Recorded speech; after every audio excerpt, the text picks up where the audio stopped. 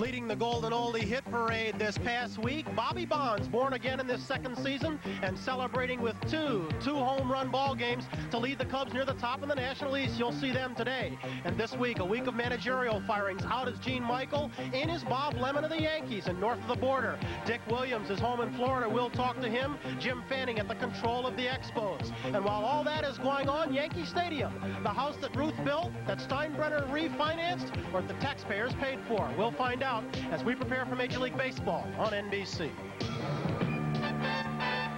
NBC Sports presents Major League Baseball, an inside look at baseball and a preview of today's game of the week. Brought to you by Kemper and the independent insurance agents who represent us. For all of your insurance needs, ride with Kemper. And by Tegrin Shampoo, with the medication 3 out of 4 dermatologists judged effective in fighting problem dandruff. It's a beautiful day in Chicago, and at Wrigley Field on this September 12th, the Cubs are in a pennant race. They're preparing to take on the Montreal Expos. Here at Yankee Stadium, the sun is high, and so is the humidity. The Yankees are at home to renew an old rivalry with the Boston Red Sox. Good afternoon, everyone. Welcome to another Saturday of baseball on NBC. I'm Brian Gumbo. We've got 2 good ball games on tap, both featuring brand new managers. Jim Fanning heading up the Expos today as Montreal goes against the Cubs in Chicago. Here, the Red Sox are in to take on the Yankees, now led by Bob Lemon. Indeed, it was the managerial firings this week that took center stage. Gene Michael on Sunday, ousted by George Steinbrenner. And the new boss of the Yankees is a man who's been here before. Bob Lemon comes in, this time for his second tour of duty. He knows what it's all about. He's won with this club. And yes, he says he has won with a man with whom he's had no problems. George. All the things you read about and everything has never come about with him or myself. And I mean, this is the only baseball club in the world. You know, they're the Yankees. One managerial firing was followed by another. Dick Williams, after 5 years in Montreal, was ousted as head of the Montreal Expos, this after 2 second-place finishes. The man who takes over is the man who guided all the Expos' young talent in the farm system. He is Jim Fanning, who has headed up that farm system for years with the Expos, but going into today's game has an 0-3 record. Problems for Cesar Cedeno. He charged a fan in the stands in Atlanta after a fan called him killer, referring to an involuntary manslaughter conviction in the Dominican Republic. Cedeno's wife was seated near the fan.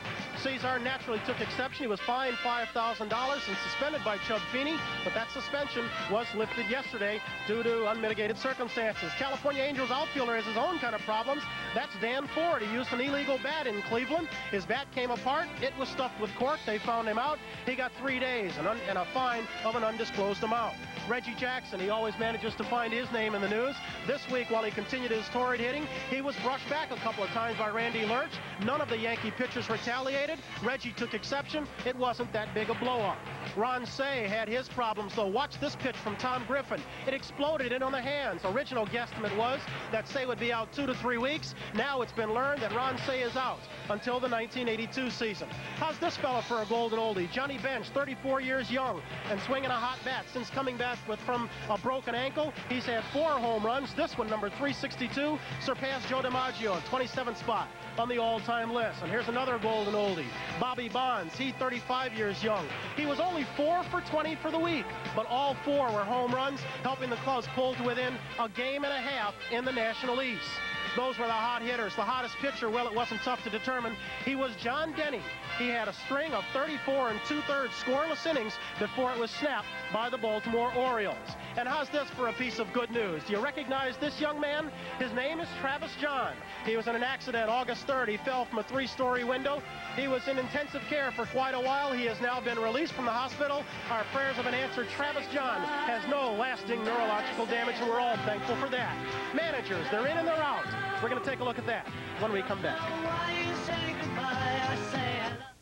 The change of managers here in New York got the most play, but there was a managerial change that was equally important in the National League. Out is Dick Williams. We'll talk to him in a moment. As head of the Expos, in is Jim Fanning. He's standing by in Chicago with our Tony Kubek. Tony? All right, Brian. Jim, Dick Williams is considered one of the really brilliant baseball minds. What can you add to this ball club that he couldn't? I don't know what I can add specifically, Tony. If I have an advantage, it might be that 24 of these players have come through my hands, either in their early stages of development or in the case of some of the last players, the Wallachs and Franconas, I signed them, drafted them, and scouted them. So if I have a rapport or any kind of an advantage, it might be for that reason. But I like to say one thing about Dick. I don't know that there's ever been a major league manager that I've ever been around who played the players that the farm system delivered like he did. When we told Dick that this guy is ready, or Gullickson, or Sanderson, or Palmer, or Charlie Lee, or Wallach, he said, that's good enough for me, and he played them. And I don't know that there's been another major league manager ever who has had that confidence in those of us who run the farm system. Jim Fanning, our thanks to you. Good luck the rest of the year. Hope you'll be back next year. Bryant? Okay, Tony, thank you very much. The man Jim Fanning replaced, of course, is Dick Williams. He's standing by at his home in Tampa.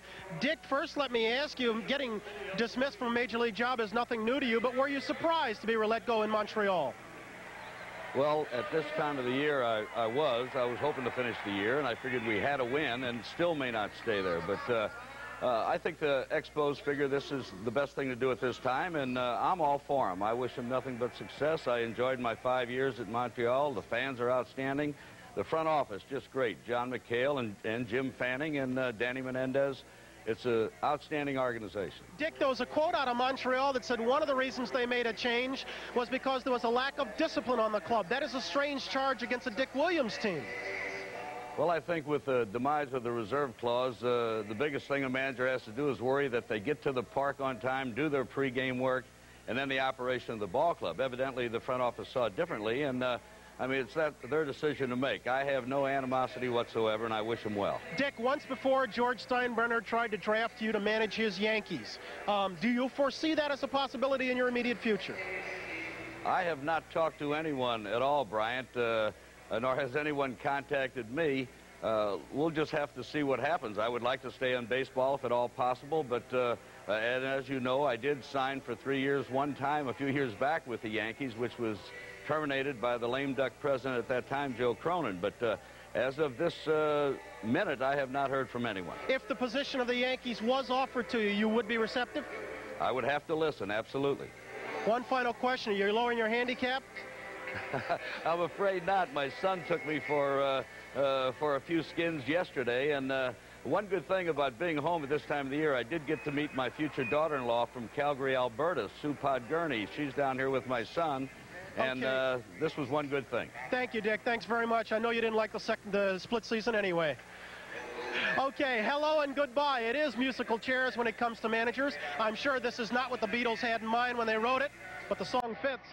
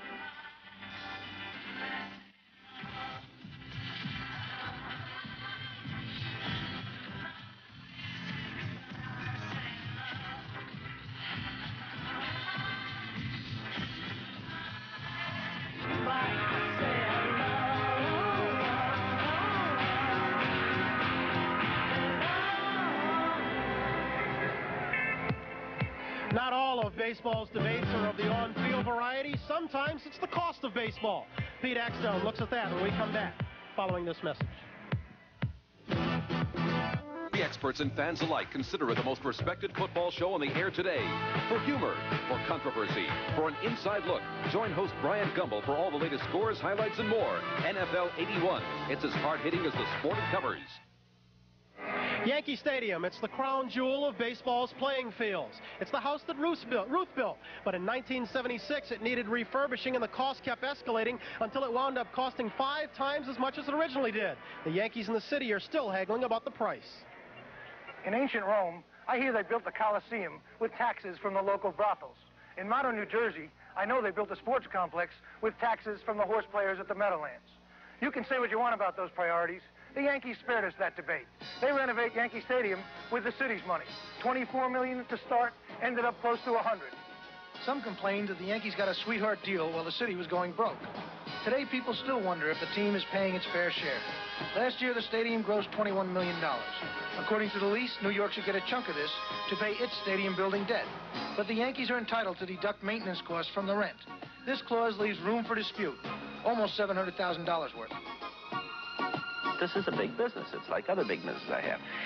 And often you will have discrepancies or things that have to go to arbitration or be arbitrated by an impartial person to tell you which way you go. All labor has it today, and we have that with the city right now. Does it mean that the city should pay $338,000 for operation of a scoreboard? That's the biggest single item in dispute. But another interesting question is, should the taxpayers of New York, even the non-Yankee fans, foot the bill for a liability insurance policy that was recently hiked from 10 to $100 million after cracks appeared in the stadium structure? In the area having to do with the disputes about the investigation of the structural problems, the Yankees deducted the premiums for the increased liability insurance from their rent. I believe it's better to be safe than sorry, and the reason that we took it out is we felt all along, number one, that we were maybe a little below where we should have been in the level of, with these days, of liability and insurance needs, where we should have been, and we just chose to increase it and keep it up there. It wasn't because we were really afraid of any danger or anything was going to happen. Somebody asked me once whether, if it was put to a vote, whether New Yorkers would rather have Dave Winfield in left field, Reggie in right field, and getting the salaries they get, or would rather have the city get another $500,000 more a year. Well, I think we all know the answer. When, if ever, will this stadium really make money for the city? When you throw in all the pluses and minuses, the cost of rebuilding the stadium, the debt service and the cost of rebuilding the stadium, the cost of building the garages and the parking lots and the new highways, then the calculation might prove to be a negative calculation. New York's negative calculations matter to people wherever there's a publicly built stadium. Because whether your local minus pool is filled by old-time brothels or modern budget cuts, you're one of the sponsors of your own town's modern Coliseum. We spoke to a person from the Department of Parks yesterday. It seems the Yankees and the city of New York are now very, very close to an agreement, but things have been at a standstill for the last few weeks while the lawyers argue over the legal language of the agreement. In any event, Yankee Stadium in here, and we've got baseball to come. The Red Sox and the Yankees, the Cubs and the Expos. The executive producer of NBC Sports is Don Ohlmeyer. Today's pregame show was produced by David Stern and directed by Andy Rosenberg. Our technical director was Skip Drash. Features producers Les Dennis and Antoinette Macchiaverna. Our associate director, John Libretto. Coming up next is the Expos and the Cubs. Bonson versus Kravik, the Red Sox and the Yankees. Ojeda goes against Russell. I'm Bryant Gumbel. Thanks so very much for joining us in the pregame show. Now, stay tuned for baseball coming up right here on NBC. See Barbara Mandrell, country music's Entertainer of the Year, and the Mandrell Sisters. Then Marie Osmond is back with special guest stars Bob Hope and Nell Carter. And who will be the next Miss America? Ron Ely hosts live from Atlantic City. It's a beautiful night of entertainment, Saturday on NBC.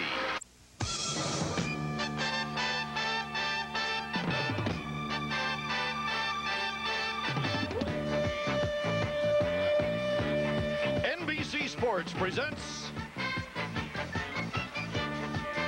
Major League Baseball Game of the Week.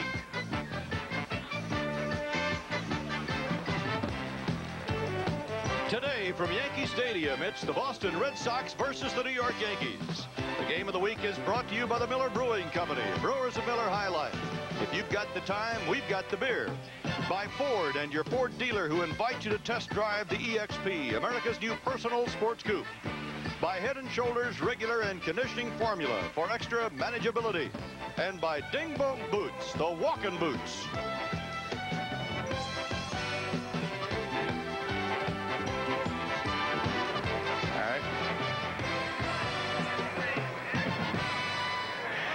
is Yankee Stadium in New York, where names like Jimmy Fox, Joe Cronin, Ted Williams, Carl Yastrzemski, Babe Ruth, Joe DiMaggio, Lou Gehrig, and Mickey Mantle participated in one of baseball's great rivalries. The Boston Red Sox against the New York Yankees, and they're at it again today.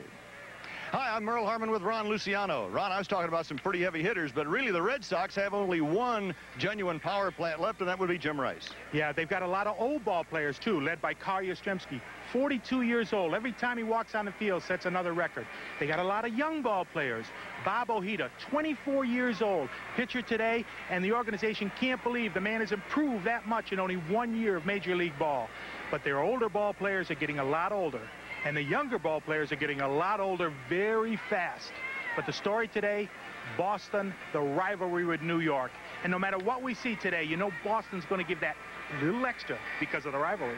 Red Sox manager Ralph Houk is hoping the Red Sox will wind up in the playoffs. We know the Yankees are going to be there because they won the first half. They're now playing under Bob Lemon for the second time. In 1978, he took over the Yankees from Billy Martin and led them to a World Series championship over the Los Angeles Dodgers. Lim is back, and for the time, everything is cool in New York, as they would say.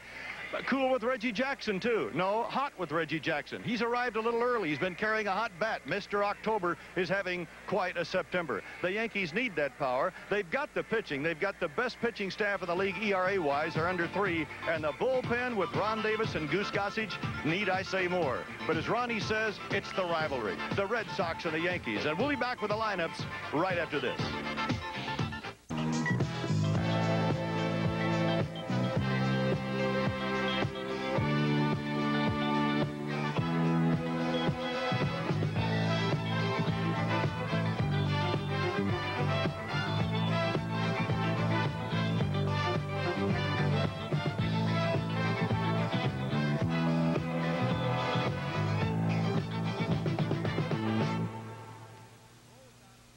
The preceding message was furnished by Major League Baseball. I'm Rick Cerone of the New York Yankees. Today's Boston lineup that Rick Ruschel will be facing features Jerry Remy leading off playing second base. Our job is to keep him off the bases because he's got lots of speed. Batting second, Dewey Evans playing right field. A lot of power, having a great year for him. Batting third, Jim Rice in left field. We just try to keep him in the ballpark, try to stop him from hitting home runs against us. Batting fourth, the old man Carl Yastrzemski, designated hitter. Still a great player, and we're very weary of him. Batting fifth, probably their hottest hitter, Carney Langsford, playing third base. We're not going to let him beat us today. Batting sixth, Dave Stapleton playing first base. A good all-around ball player playing first base today. Batting seventh, a new guy, Rich Geldman, up for Rookie of the Year honors, a good catcher. Batting eighth, not Glenn Miller, Rick Miller, playing center field, a good contact hitter, opposite field hitter, same thing, keep him off the bases. Batting ninth, Glenn Hoffman, the shortstop, another good contact hitter, and pitching for Boston will be Bob Ojeda. Stay tuned. All right, Rick, thank you very much. And Cerone is out of the lineup today with a bruised left hand. More about that later. Right now, Ronnie, the defense for the Yankees. Defensively, as you can see, we got Worth in left field, Mumphrey in center, Jackson in right. Bob Watson at first, Willie Randolph at second, Andre Robertson at shortstop, Nettles at third, Foote behind the plate, and Rick Ruschel on the mound. And Rick looks like he's overweight. He's a sinker ball pitcher. And what he does best is he looks like he's throwing batting practice all the time. He doesn't look like he's throwing good at all. But what happens, you get into the seventh inning, he's still there, and he's usually ahead. He amazes people because his sinker ball really sinks. You know, you said it looked like Rick is overweight. That's his playing weight. But in the pinstripes, it helps a little bit. You should have remembered him in that Chicago Cub uniform. He really looked like he was out there. But he's a farm boy out of the Quincy, Illinois area, and he played Little League Baseball in Keokuk, Iowa. And he has pitched exceedingly well for New York. This is his 7th appearance. He was traded to the Yankees on the eve of the players' strike, June 11th. And so he had to wait a long time to make his first start for New York. And he is now facing Jerry Remy as we get it underway.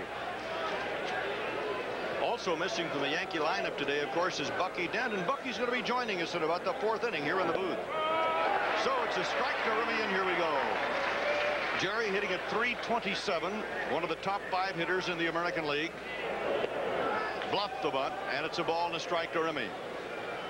The Red Sox are in 5th place in the American League East 3.5 games back. The Yankees are tied for second, but the Yankees are already in the playoff picture, as we have mentioned. Willie Randolph on to Watson. Remy is gone, one away.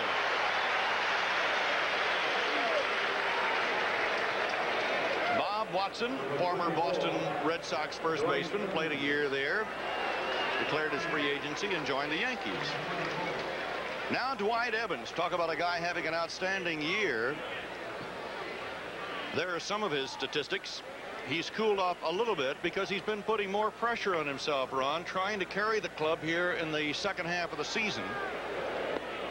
They don't have the big home run hitters, and he thinks that he's supposed to hit home runs now, and he's not supposed to do that. He's way up there. He's got 16 home runs for the year. He's way up there. His job, get on base, hit that ball back through the middle. When he tries to pull it, he's in trouble, and that's what happened. He went into a slump. He tried to pull it. He has not had the patience in this second half. I guess that's the best way to put it. 2 balls, a strike to Dwight Evans. 1 out, nobody on. Top of the first inning. Ted Williams saw him and for years in spring training camp said, that's the best man on this roster. That guy should break every record. He is terrific. Tony Kubek saw him in spring training this year. Look at that back foot, how deep he is in the box. Tony Kubek saw him in spring training this year, and he said, this is the year for Evans. Tony has to be he should be manager. Well, he might be a candidate here in New York. That's Robertson, the rookie, on to Watson, 2 down.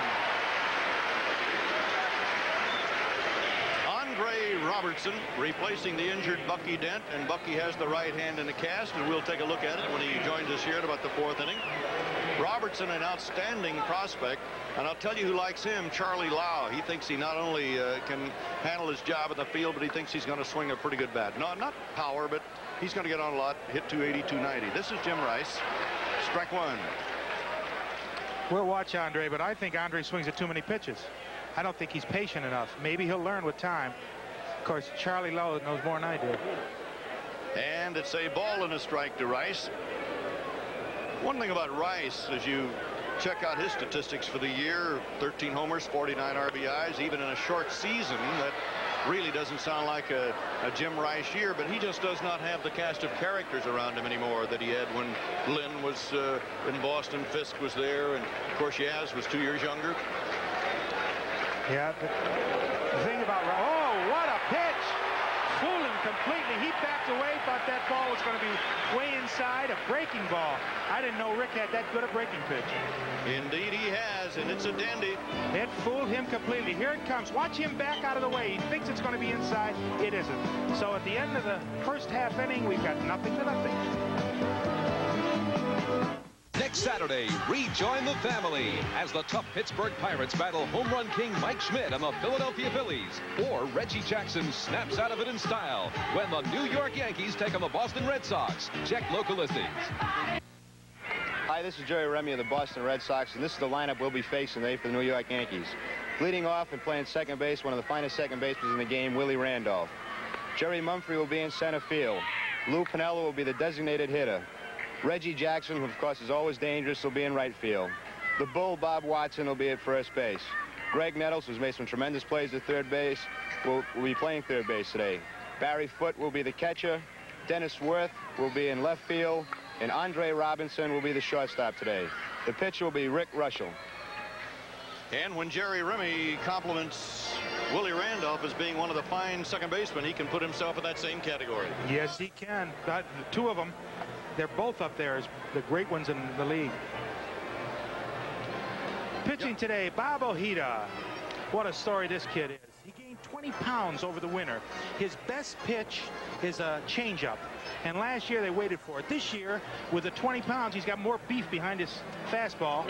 And when he throws that fastball, they can't wait for the changeup. He strikes him out with a changeup, throws it any time.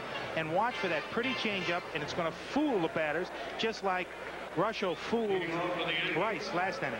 And Ralph Houk, who one time managed these same Yankees, but is now on the third base dugout as a manager of Boston, really likes Ojeda. In fact, he likes his young pitchers not only with the Red Sox now, but also in the Red Sox farm system.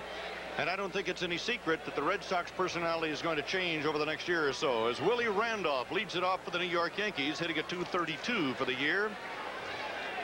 Last year, Willie hit .294. And Bob Ojeda, who has won 4 and lost 2, is ready to let it go for the Boston Red Sox. Strike one. He has good breaking stuff. He's got a good fastball. His fastball is clocked at about 86, 87 miles an hour, so he is not overpowering, but he is consistent with the speed. Good breaking ball. How about that one? Remy down for the play, and one away. Jerry Remy, injury-free this year.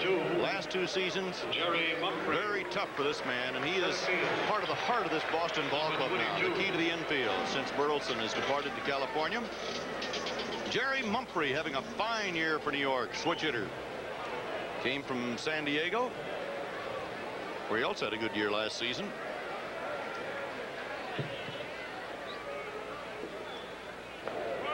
Good breaking stuff from Ojeda. The report is that Mumphrey either has or is about to sign a new contract with the Yankees worth a bundle. How many million? Something like $5 million for 6 years. Nothing in 2. Yeah, but the play he's played for New York, he's worth it. He's put more dimension as a center fielder than they've had in a long time. Now he switch hits. They didn't have that. He's got good speed in the outfield. They had that before. He's also got a speculative arm. We're not too sure about that. But he steals bases. They haven't had a center fielder steal bases since Mantle. Reggie Jackson thinks that he has had, well, in fact, he's been the most consistent Yankee, according to Reggie. Screwball, he turned it over. This kid, he does everything except catch the ball. Does everything well, except when the catcher throws it back to him, he drops it. You know, Reggie talking about Mumphrey being consistent. That he has. He's done his job quietly. But as you mentioned, Ron, the arm is suspect, and most ball clubs are going to run on him.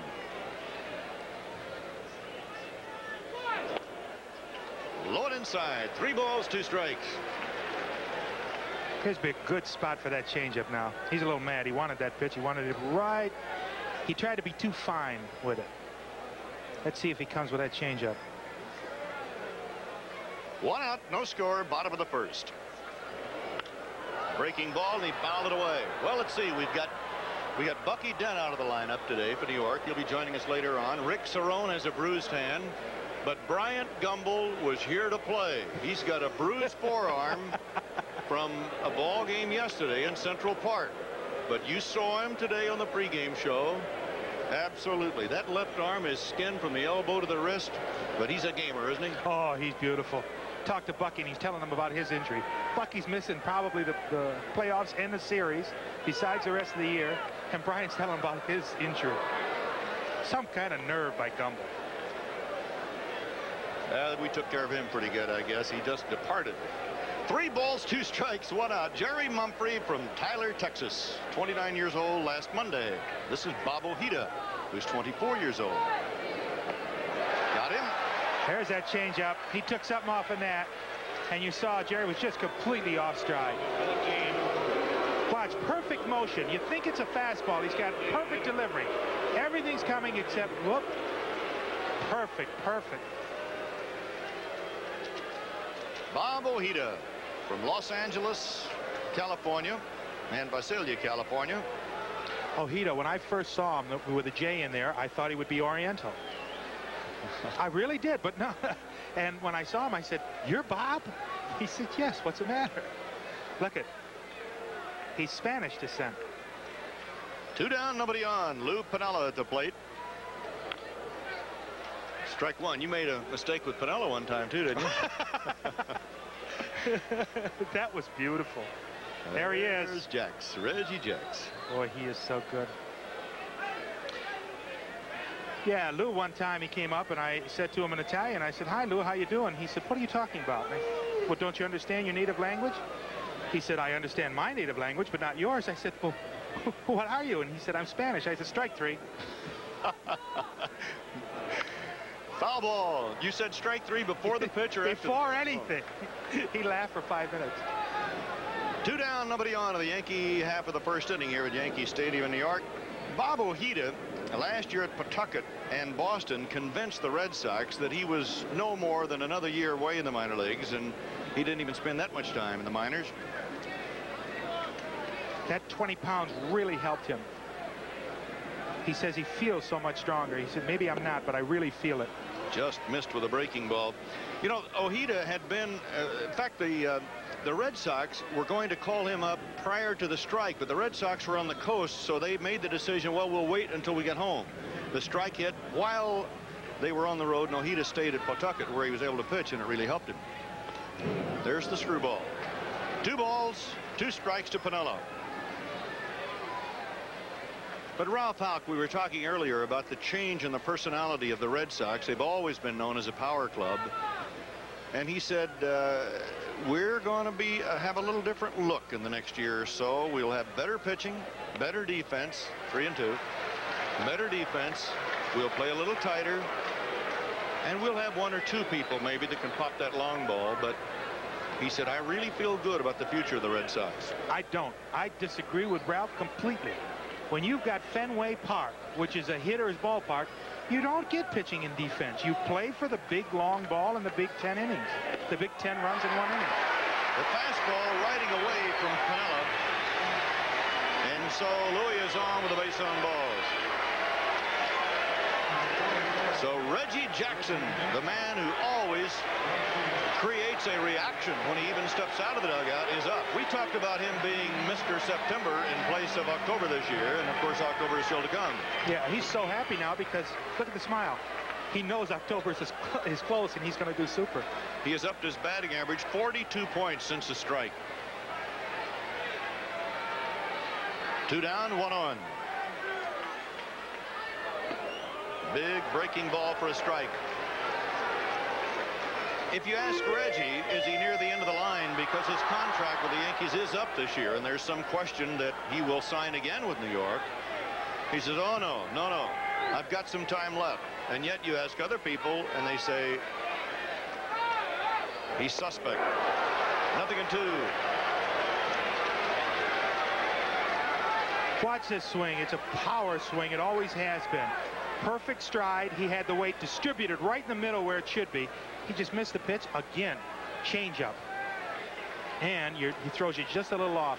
But he's right back into midseason form with the weight, Charlie Lau style, right in the middle of your body when you're in the middle of your swing. No balls, 2 strikes. Ojeda to Jackson.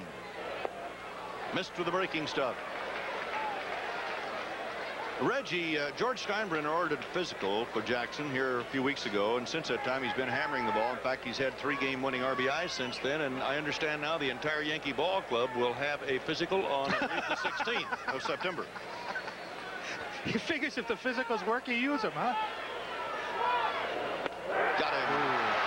So 2 strikeouts for Bob Ojeda, and the walk doesn't hurt him, and Jackson is gone, and so are the Yankees, and we played 1 at Yankee Stadium in New York. And it's the Red Sox 0, and after this strikeout, the Yankees 0. And we'll be back after this. That's Yogi Berra on the phone in the Yankee dugout. I don't see Lemon. Do you suppose Yogi's been named manager or something? He's, He's talking on the phone. Who's he talking to? Steinbrenner. Where is Lemon? I don't know. That's Rick Rushel. You know that. And leading off for Boston, Yaz, DHing it today. Goes to prove you need a pitcher and a batter. You don't need a manager. 255, 6 homers and 42 runs batted in. 1 ball and a strike. Carl was 42 years old August 22nd, his 21st year in the Biggies. Off-speed stuff from Rushel. 1 ball, 2 strikes.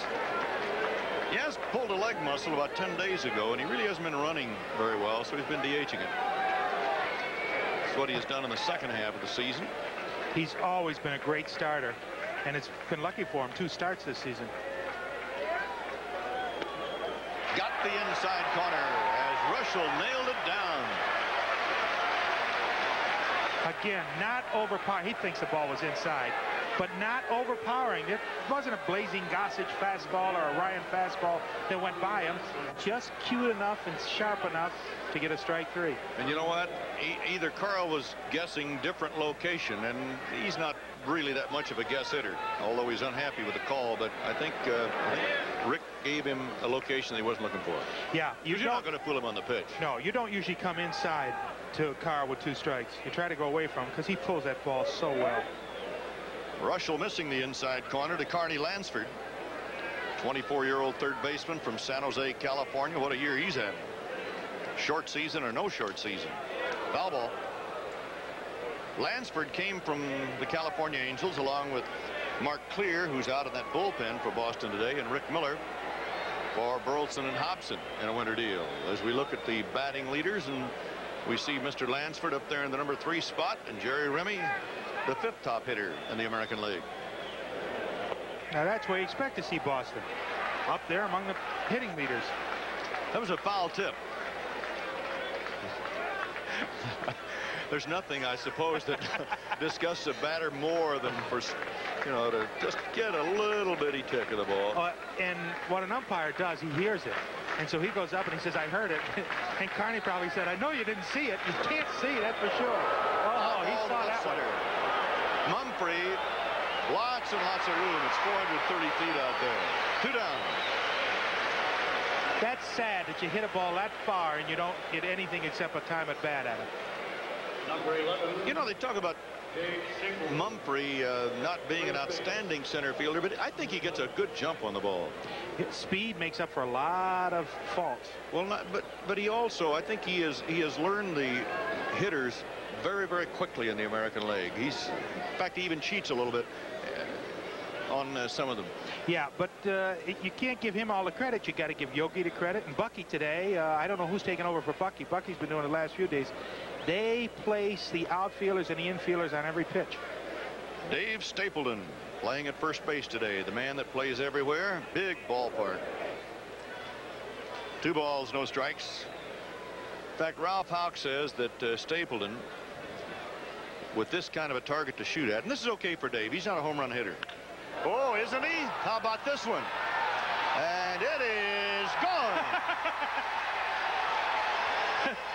All right, Mr. Stapleton. You can't trust ball players. As soon as you say something about it, they do the opposite. He's not a home run hitter, and he just powered that ball. So it's a 1-0 Boston lead, and Russell is saying, now wait a minute. I pitched you to hit the ball away, and you didn't do it. He heard the same thing you did. He's not a home run hitter. So Russell came with a ball that did not sink. See how it stayed up there? Oh, what a play by Willie. That was the catcher Gedman, and Willie Randolph went. He looked like a basketball player with that leap. Went high in the air, stabbed it, and we've got a 1-0 ball game. So the home run, the long home run by Stapleton, 1-0 Boston. The Yankees will come to bat in the bottom of the 2nd. Bob Watson will lead off for New York. I get all kinds in here. Some like it straight, some with a twist, but they all want the best disposable razor.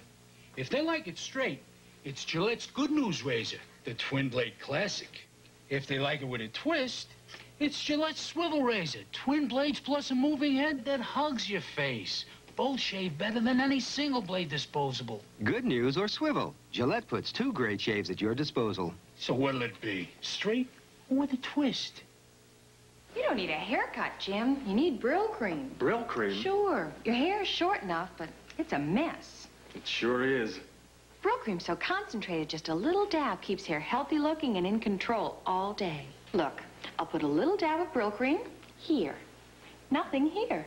See? Even with the hair blower, the Brill Cream side doesn't fly around. Without Brill Cream, hair flies around. Terrific. You're right. With Brill Cream, a little dab will do you. Come on, guys. I'm all fished out. Besides, it's just about Miller time. It's about that time. It's about that time. I'm going back. The sun's about to set. It's time for the finest beer a man can get. When it's time to relax, one business clear. You got the time.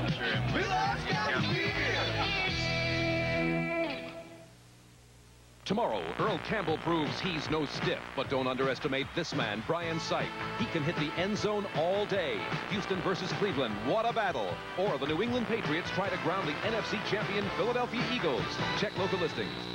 Bob Lemon is back in the dugout, has been rehired as manager of the New York Yankees after one inning. I don't know where Bob was. That's Charlie Lau, who's seated to his left, to your right. You know, one of the things about Charlie Lau, he's acknowledged as probably the outstanding hitting coach in the major leagues. And I've often wondered why some club hasn't hired Charlie Lau as a manager. And we'll have another comment on that in a moment as Bob Watson leads off for New York. But, you know, Ron, I'm wondering if Lau has not become stereotyped like George Bamberger had at Baltimore. Everybody thought of him only as a pitching coach. And here's Charlie Lau acknowledged as one of the outstanding authorities on hitting. And yet he hasn't managed, but maybe he's got the, maybe it's the same thing with Bamberger. We asked Bambi, why didn't you manage before? He said, nobody asked me. That's one of the reasons. The other reason, he said, I believe in the Peter principle, and that is you should go as high as you're physically able to go and no higher, because when you go higher than that, you become not as good as you were before.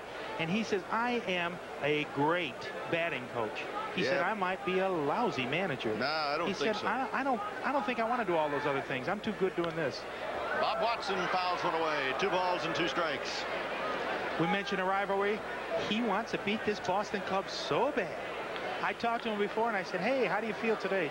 He said, Boston, what do you think how I feel?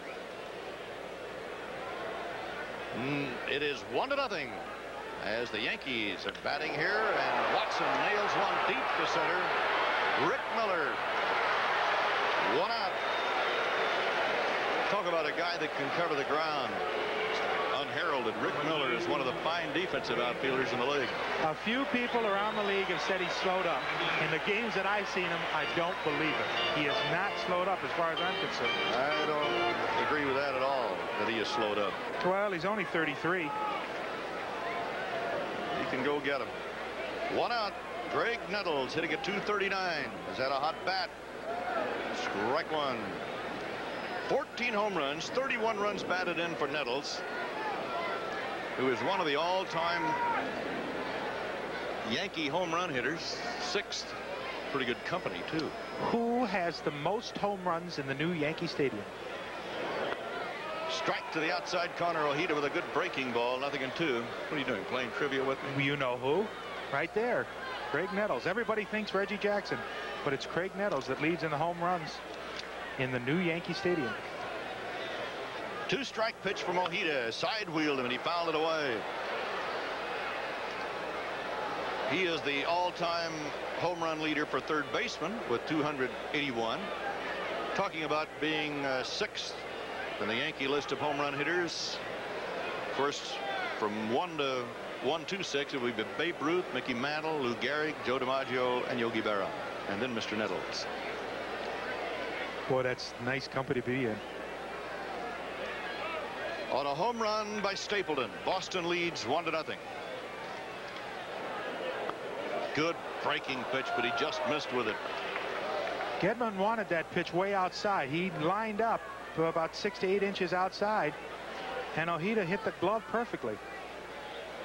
Craig had no part of it, though. There he is again. You see, he wants the outside corner against him. 2 balls, 2 strikes. Do you see any resemblance in his delivery at all with Valenzuela?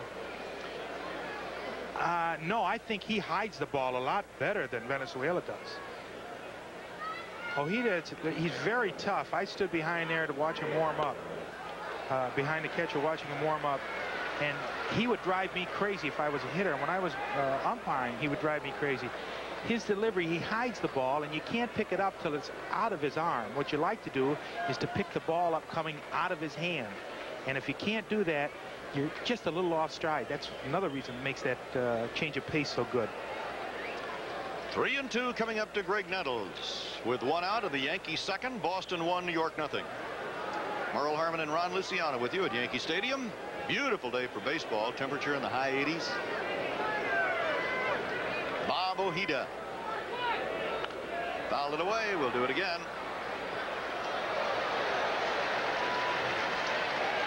Okay, now watch how he gives you the right side of his body.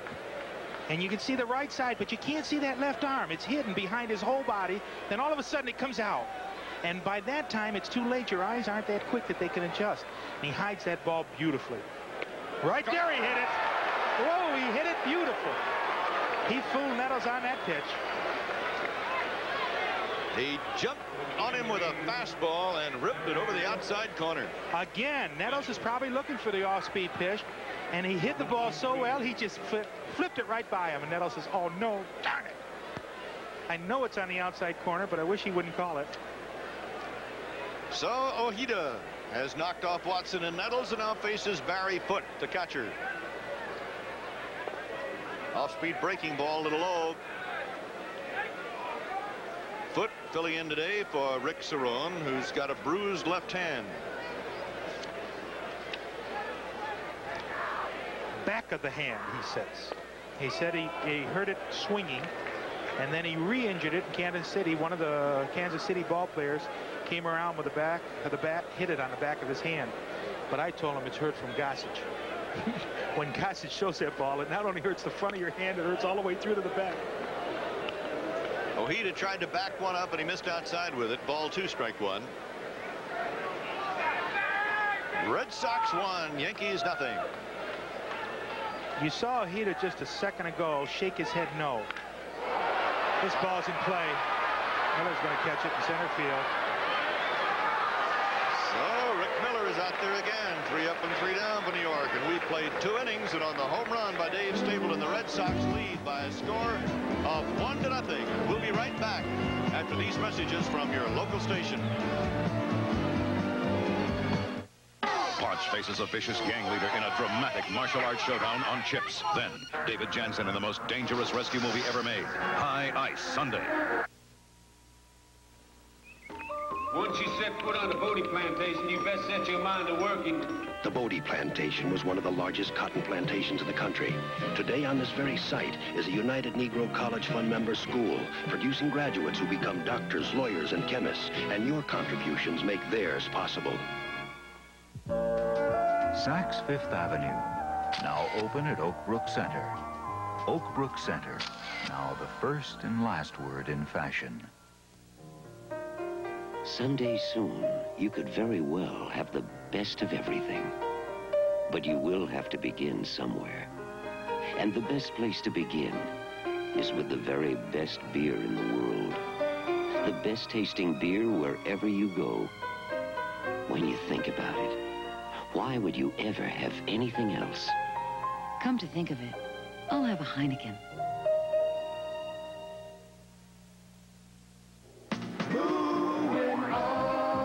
Moving on. The Levi's jeans for guys that run with the fashion. Moving on jeans, style stretch for miles. Miles of moving on styles. Jeans that make them stop and stare. Moving on will take you anywhere. Moving on jeans for guys with the fashion. Levi's moving on jeans. Bob Newhart's back September 14th at 3:30 on Channel 5.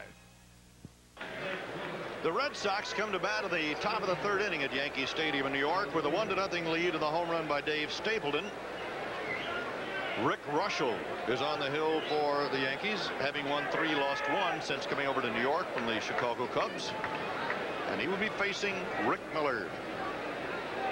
Rick's hit a solid 300 this year. Strike 1 with the breaking stuff. Rick has had a great year, but he's playing in Fred Lim's footsteps, and nobody will accept him. Well, he has gone about his job in a very workmanlike fashion, hasn't made a lot of noise. This is his 2nd tour of duty with the Red Sox. 1-1 to Miller. He's always wanted to hit 300, never has, and maybe this will be the year that he will. In fact, Ralph Houck says, he said, this guy's really underrated. He doesn't make a lot of headlines, but he just does the job day in, day out.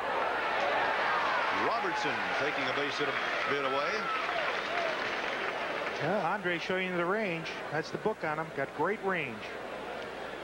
This telecast is presented by authority of Major League Baseball and is intended solely for the private, non-commercial use of our audience. Any publication, reproduction, retransmission or other use of the pictures, descriptions, and accounts of this game without the express written consent of Major League Baseball is prohibited. Glenn Hoffman, number 9 hitter in the order. Strike one. Talk about shoes to be filled. Hoffman became the Boston shortstop when Burleson was dealt away to the California Angels. Off-speed stuff, hanging. Ball 2, strike 1.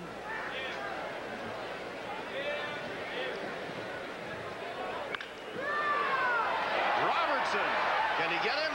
Yes. Oh.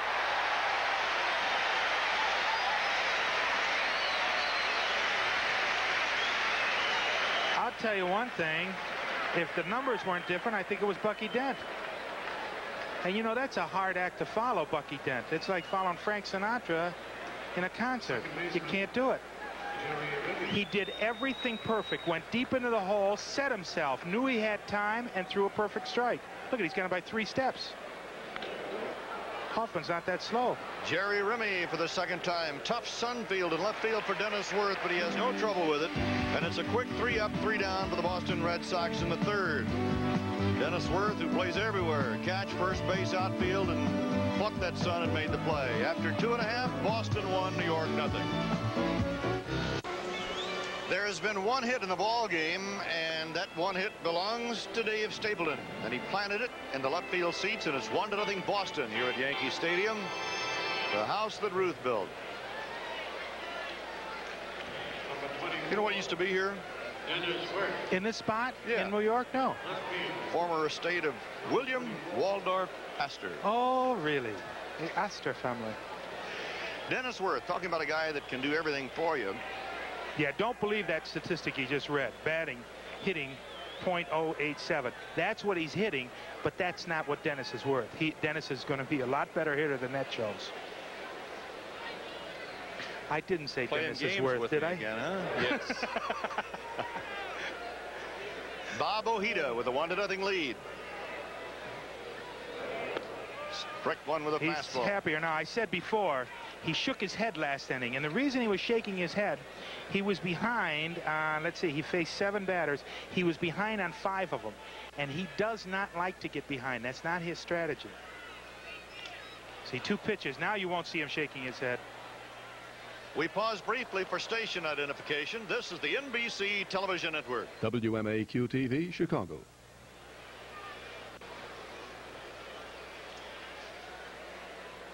Merle Harmon and Ron Luciano with you at Yankee Stadium, New York. Boston 1-0 in the home run by Stapleton. And Worth takes a good strike down around the knees. Bucky Dent will be joining us next inning, by the way. 3 pitches and 3 strikes. Now that's what Bob's likes to do. See, he's got a little smile on his face now. You won't see any no. Andre Robertson. Talking about Andre a little while ago and the hopes that Charlie Lau has for him as a hitter. He thinks he's going to be okay. Strike one. I don't know. He keeps playing like he did an inning ago. Bucky's going to have that cast off in a hurry and be back out there, you know. No balls, a strike. I don't know if he can hit that well. I'm very suspect when you hear the guy's got a good glove. That usually what means does that mean? That usually means he can't hit. You know, it's like when a girl has a great personality. I hate to hear what's coming now. I'm not even going to finish that one. But you know, like they talk about, oh, the guy's got a good stick. Usually means he's pretty bad in the outfield.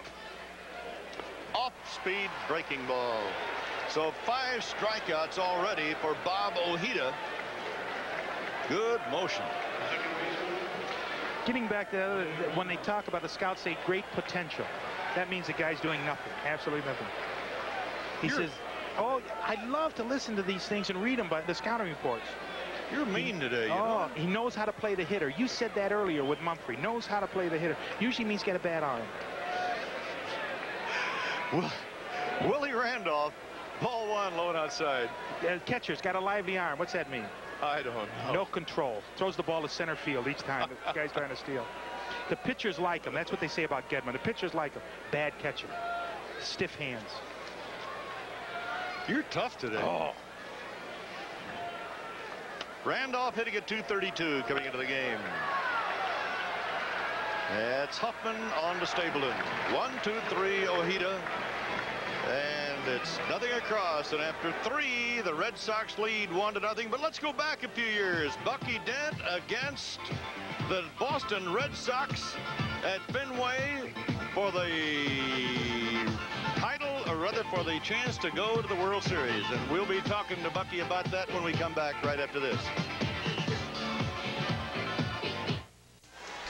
Bucky Dent has joined us now in the booth here at Yankee Stadium in New York as we get underway here in the top of the 4th inning. Dwight Evans leading off for Boston. 1-0 Red Sox, and the home run by Stapleton coming in the 2nd. Evans grounded out in the 3rd. Bucks, nice to have you with us. It's good to be here. I'd rather be on the field, but it's always nice to be up here. The game looks easy. Nothing to it. Nothing to it. Nothing to umpiring either, if you've noticed. No bad hops. I haven't missed a pitch up here. I haven't done anything wrong. No bad hops up here? None. Evans grounded to short in the 1st inning. Rick Russell is on the mound for New York. Now, you've never played overweight. Doesn't he look overweight? No, that's his pitching weight. And I played behind Wilbur Wood, and he had the same thing. You know, he was heavy, and Rick feels that he can pitch much better at that weight. And when he loses it, he loses a little bit of his strength, he says. Fly ball to left center. Mumphrey says no problem, and it isn't. With 1 gone in the 4th, we'll go to Jim Rice. Buck, it's all over for the year, though. Nothing going the rest of the year for you, huh? I'm done. It's disappointing because, you know, you get so close to the playoffs and the World Series, and that's what you play for, and you make a mistake and hit the base, and you're out for the year. It's not broke, right? It's ligaments? It tore a ligament in my ring finger on my right hand, and they repaired it. Jim Rice up there now. Strike 1. You play a little deeper on this guy, Buck? No, I play about right where Andre's at. This guy's scary, though, when he hits the ball. Hits the ball so hard on the ground that it's unbelievable. There's certain guys that, you know, they seem to hit the ball harder on the ground. Harmon Killebrew was that way. Does it hurt more? Can you feel it in your hand? Rice hits that ball a long way, but it's a long way to the wall. Dennis Worth again handling the sun and the ball. And there are 2 down. So Russell takes a great big deep breath, because when that ball left the bat, it looked like it might have a chance to get to the wall. Can you feel it more? Well, the ball spins more. You know, it doesn't hurt your hand, but it seems like it just gets on you quick. The same on the turf. But Killebrew, I think I've made more errors on his balls than anybody else, because he just, I mean, he can hammer them. Carl Yastrzemski against Rick Russell. Shot to right. Jackson off the wall. Reggie will try to hold him to a single, and he will. Could he have caught that ball? I don't think so. I think he made a nice play. He made a great play on it, but remember, Carl's got that pulled hamstring. The guy. Okay, Bucky, the ball, he looks like he came up short. He was still on the grass. So, and he knew where he was position-wise. He knew right where he was. He plays that wall very well. And, you know, the right fielder in Yankee Stadium has to play a little bit deeper because of the short porch out there. So that helps you, too. You don't have to go as far for the ball. Well, he knew the ball was going to hit the wall, but it didn't hit the wall. It hit at the base of the wall and then came back up. Carney Lansford trying to go to right field. Randolph can't quite handle it, and everybody is safe.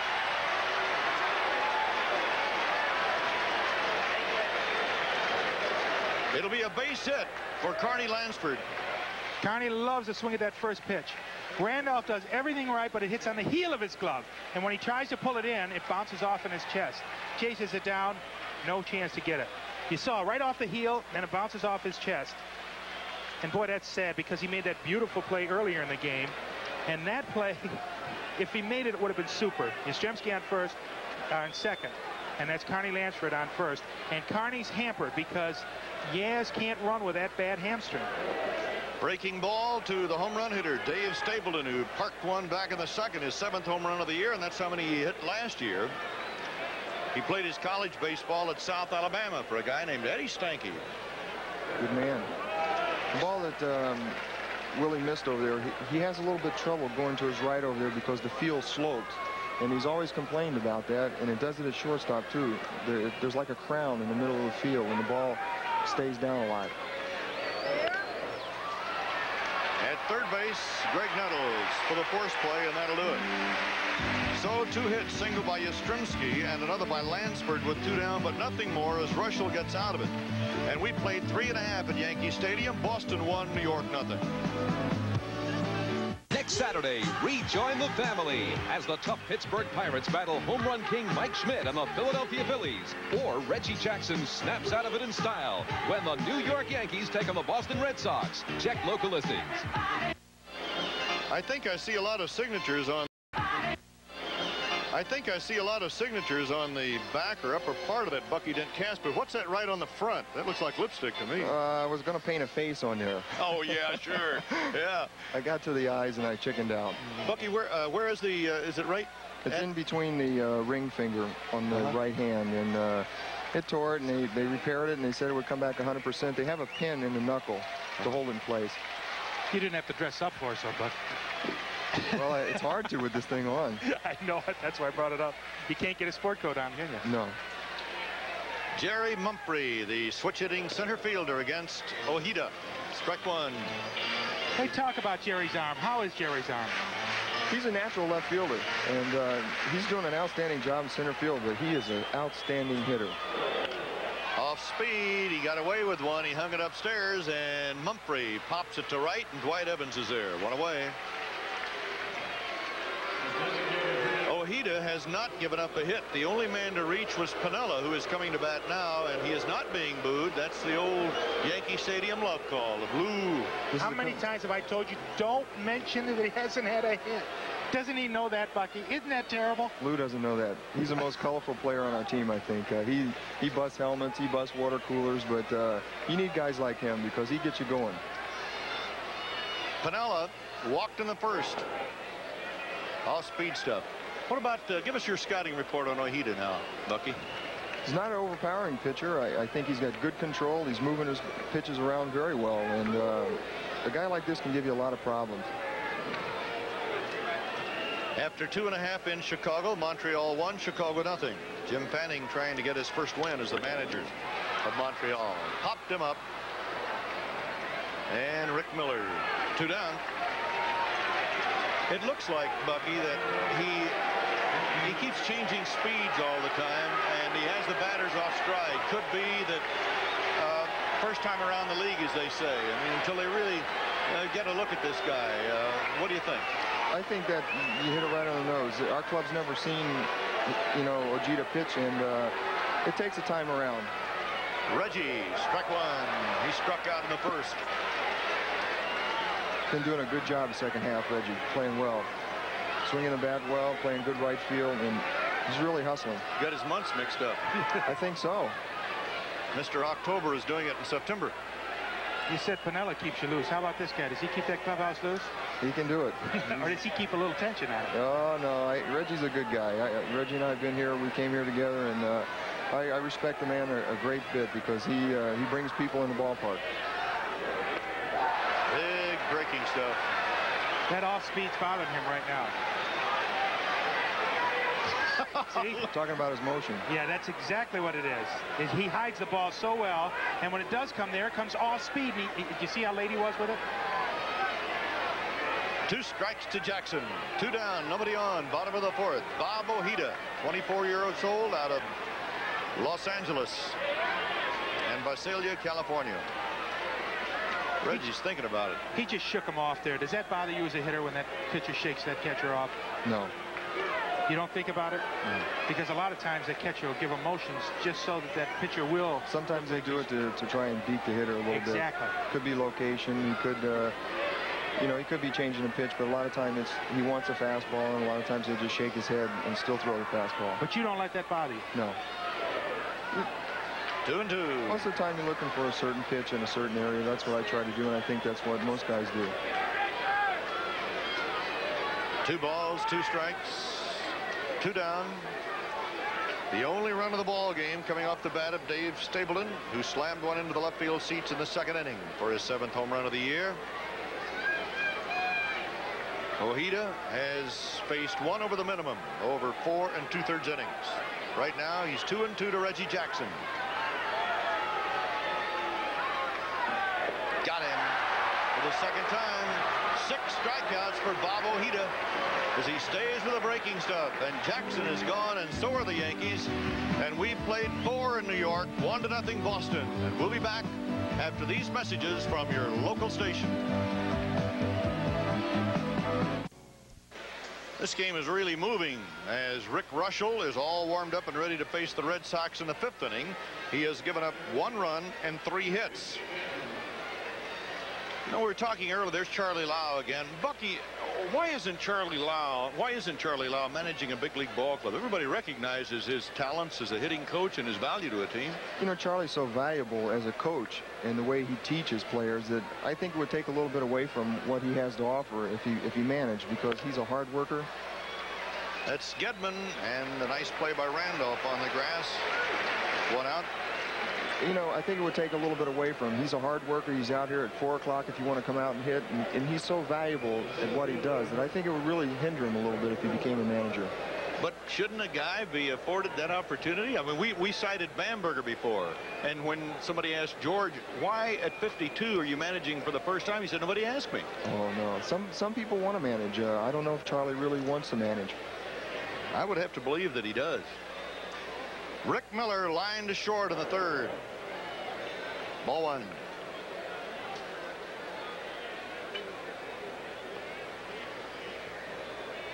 Miller, second time around with the Red Sox, came into the game hitting at .302. Sounds a little tough. That's why they're wearing the makeup, so to speak, today. After 3.5, Montreal 1, Chicago 0. Rick Russell, the ex-Cub.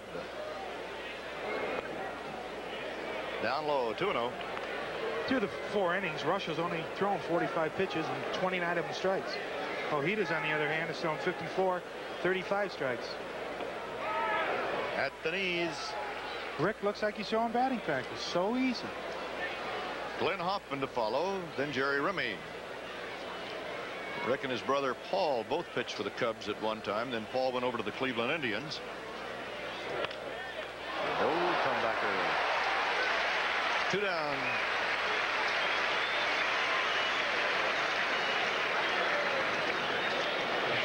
You know, people, because of his size, think his mobility is a little bit bad, but he's an outstanding fielder. He shows it right there. Be tough to hit one through there. The guy's about 6'4". Ooh. He's wide enough, too. He can block that alley pretty well. That's Hoffman. Andre Robertson to Watson. Quick 1, 2, 3. Let's take a look at Robertson. And what about this kid, Buck? He's got good hands. I saw him in spring training, very impressed. Stayed down on the ball, comes up, gets his feet up under him, and makes a nice throw. He's a threat, huh? Could be. Buck says, yeah. So we'll go to the bottom of the 5th inning. Boston 1, New York 0. Bucky Dent, the Yankee shortstop, who's on the disabled list, is with us today. There's your old roomie, Buck. I've been with that guy a long time, and they call him the goose, but I call him the animal. And I've seen him when he goes to the mound. He is like an animal. If he gets traded, you get traded, huh? Oh, I got to go right with him. Were you in the minor leagues together with the White Sox? We started together in the rookie league in 1970. We've come right along. Bob Watson. Nettles and Foot against Ojeda. Popped him up. And Dwight Evans. Easy play. 1 out. This guy's making the game look too simple. Bob Ojeda has permitted only 1 man to reach. That was Spinella, who walked in the 1st. We are now in the bottom of the 5th. And Greg Nettles, who struck out in the 2nd, is the batter. How about the rivalry? Bucky, it hurts not to be in there, I know, but does it hurt a little more not to be in there against Boston? It sure does. Boston, it's always a big series, and for some of the players that, you know, are new to our ball club like Winfield, it's got to be exciting for them because it is a big rivalry. Brings that adrenaline out in you. Dave Winfield out with a sore shoulder right now. He doesn't miss many games. 1-0.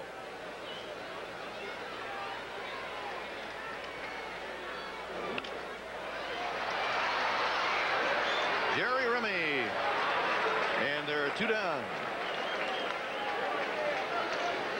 So Remy picks it up for pitcher Bob Ojeda. Barry Foote to be next, who flied to center field in the second inning. Do you suppose anybody knows there's a no-hitter going on out there, at least the players, Bucky? Well, I think the guys in the dugout do. Do they? Oh, yeah. What'd I tell you? You're not supposed to talk. You don't talk about it in the dugout, right? Never. Yes, we do, unless our pitcher's pitching. Well, if your pitcher's pitching, what happens? Nobody says a word. The little guy, the big guy was pitching last night, Dave Rigetti, about 2 starts ago was pitching a no-hitter for about 6 innings, and Cerrone mentioned it, and he went out, and Guy Chinks went up the middle. Foul ball, no balls, 2 strikes. See, Cerrone's not playing today, so we don't have to worry about Ojeda's no-hitter being broken up by Cerrone. Well, he's had a little problems with injuries. His thumb's been sore. He's had a sore hand, and I think they need to give him a day off. 2-strike pitch coming to Barry Foote. Missed outside. All left-handers have the natural riding fastball that's going to move away from the right-handed batter. At least it seems like they do. Then you get a guy that really turns it over, gives you the old screwball. 1 ball, 2 strikes. I don't know why it is, but it seems like all left-handed pitchers wear their hat crooked. I get on Rudy May all the time because I say, would you put your hat on right? They always tilt it to the side, it seems. You know, left-handers do everything a little odd. I hope that's no indication. 2 balls, 2 strikes. Have you noticed when Ojeda gets the 2-strike count, then it looks like he really tries to go to his spot to nail it down, and he just barely missed, blow it inside on that last pitch to Barry Foote. Took a little off. Hoffman on to Stapleton. Another perfect inning for Bob Ojeda as he rolls on. He has permitted only 1 man to reach, that by a walk. We've played 5 at Yankee Stadium, New York, and the tension is going to start building here because it's the Red Sox 1 and the Yankees nothing. It's in the high 80s in New York, but rookie Bob Ojeda is hotter than that. He has no-hit the Yankees over the first 5 innings, and he cools off a bit in the dugout. Next week on NBC's Major League Baseball Game of the Week, perennial rivals clash as the Pittsburgh Pirates meet the world champion Philadelphia Phillies. And some of you will see another great rivalry as the Yankees meet the Red Sox at Fenway Park. So check your local listings for the game in your area. Next Saturday, 2 o'clock Eastern, right here on NBC Sports. Jerry Remy leading off for Boston. 1-1. Russell has made 1 mistake, and Stapleton jumped on it and hit one of the left field seats for the game's only run. And a strike to Remy. 1 ball, 2 strikes. A little rivalry going on the truck today. Some Yankee fans and Red Sox fans in our truck. You know that? Andy Rosenberg, our director, native of Boston. Mike Weissman, our producer, native of New York. 1 ball, 2 strikes. Let's keep the equipment together. Somebody came up with a souvenir. That's all. Crowd wants something to yell about. Foul ball, anything. Mr. Ojeda keeps going. They'll all be yelling. Bucky Dent to Bob Watson, or rather Jerry Remy to Bob Watson. Bucky Dent is our guest here this afternoon. Bucky with a hand in the cast, the Yankee shortstop who wants to be on the field but will watch the playoffs and everything else this year from the grandstand, I guess. Now, he's got soft hands. Everybody thinks about Watson as a great hitter. He's got very soft hands for a first baseman. Good first baseman. Picks the ball out of the dirt very well. That's important for me. 1 hopper to Nettles. Easy play, and Evans is out. We're going to play this game in 1 hour and 10 minutes the way it's going. That's about the speed of Ruschel. He moves right along. Hits the ball and doesn't waste any time. Batting practice. Much easier for the defense, too, also. It's easier to play defense behind a guy who gets the ball and throws it. You're in the game all the time, and you'll see a guy that gets the ball and moves the game along. There'll be better plays made behind him. Dennis Eckersley last night takes a tremendous amount of time, and Remy said that last night. He said, we'd much rather if you speed it up a little. 1 strike to Jim Rice, who struck out in the first and flied to left in the 4th. And he gets side wheeled by Rick Ruschel. 1 ball and a strike. Talk about strong. Shake hands with Jim Rice, and then you count to see if all your fingers are still there or if a couple of them have been welded together. I couldn't believe it one night. He took a check swing and snapped his bat off. That's how strong he was.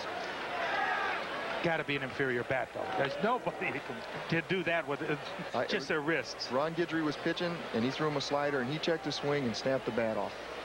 That's that cork bat. I don't know what it was, but I tell you what, it was impressive. Rick Rushell, 1-2 pitch to Jim Rice. Got him. Foul tip, though. He's still alive as Barry Foote couldn't hold on to it. Said it before, one of the few men that I worked behind as an umpire that I was scared when he foul tipped the ball because the ball comes off so fast. Okay, he held on to the ball. They asked for help. The umpire came down and said, definitely held on long enough. The man is out. We've got another strikeout. We got to check that one out one more time. Oh, thank goodness for the video. Look at the power through that bat. He caught it. Yes, voluntary release. Voluntary release. That's the prerequisite you go by.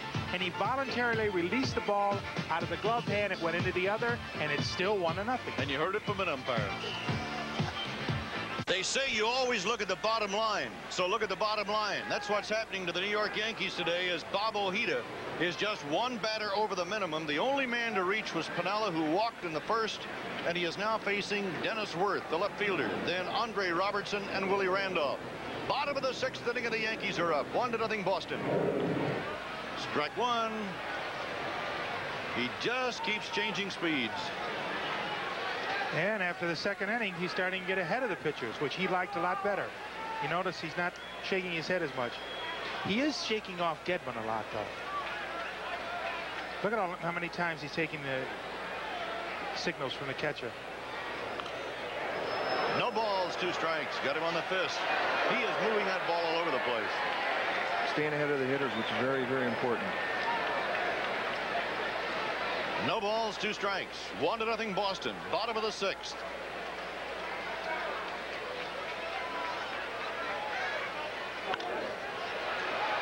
Good play by Lansford. It's still alive. Carney Lansford throws out Dennis Worth. You can feel the tension in the ballpark. When he goes down, it gets quiet. And he comes up and throws, and then everybody goes, ooh, darn. Because he did get him just by a half step. You saw it there. But you can really start to feel the tension in the ballpark now. Strike one to Robertson, who struck out in the 3rd inning. Here's a guy that may be after your job, Bucky. I hope not, but it looks like that way. He's a good little player. I'm really happy for him. He's got a chance to get some experience now, and he's doing a good job. He's taking advantage of it. I've tried to help him a little bit, positioning people, and I think he's going to be a good little player. He needs to be a little more patient at the plate. All right, we said at 30. He's too aggressive. He strikes out too much. Like right there, he's got to look at his pitches more, don't you think? Take a few more pitches. Fly ball to left, and Jim Rice is there. Down go the glasses. Out number 2. That's 15 in a row that Bob Ojeda has cut down. Remember, the only man to get aboard was Piniella, who walked in the 1st. You're right. He has to be a little more patient. He's the kind of guy that's going to have to get on base a lot. There's a good example right here, Willie Randolph. He's got to be like him.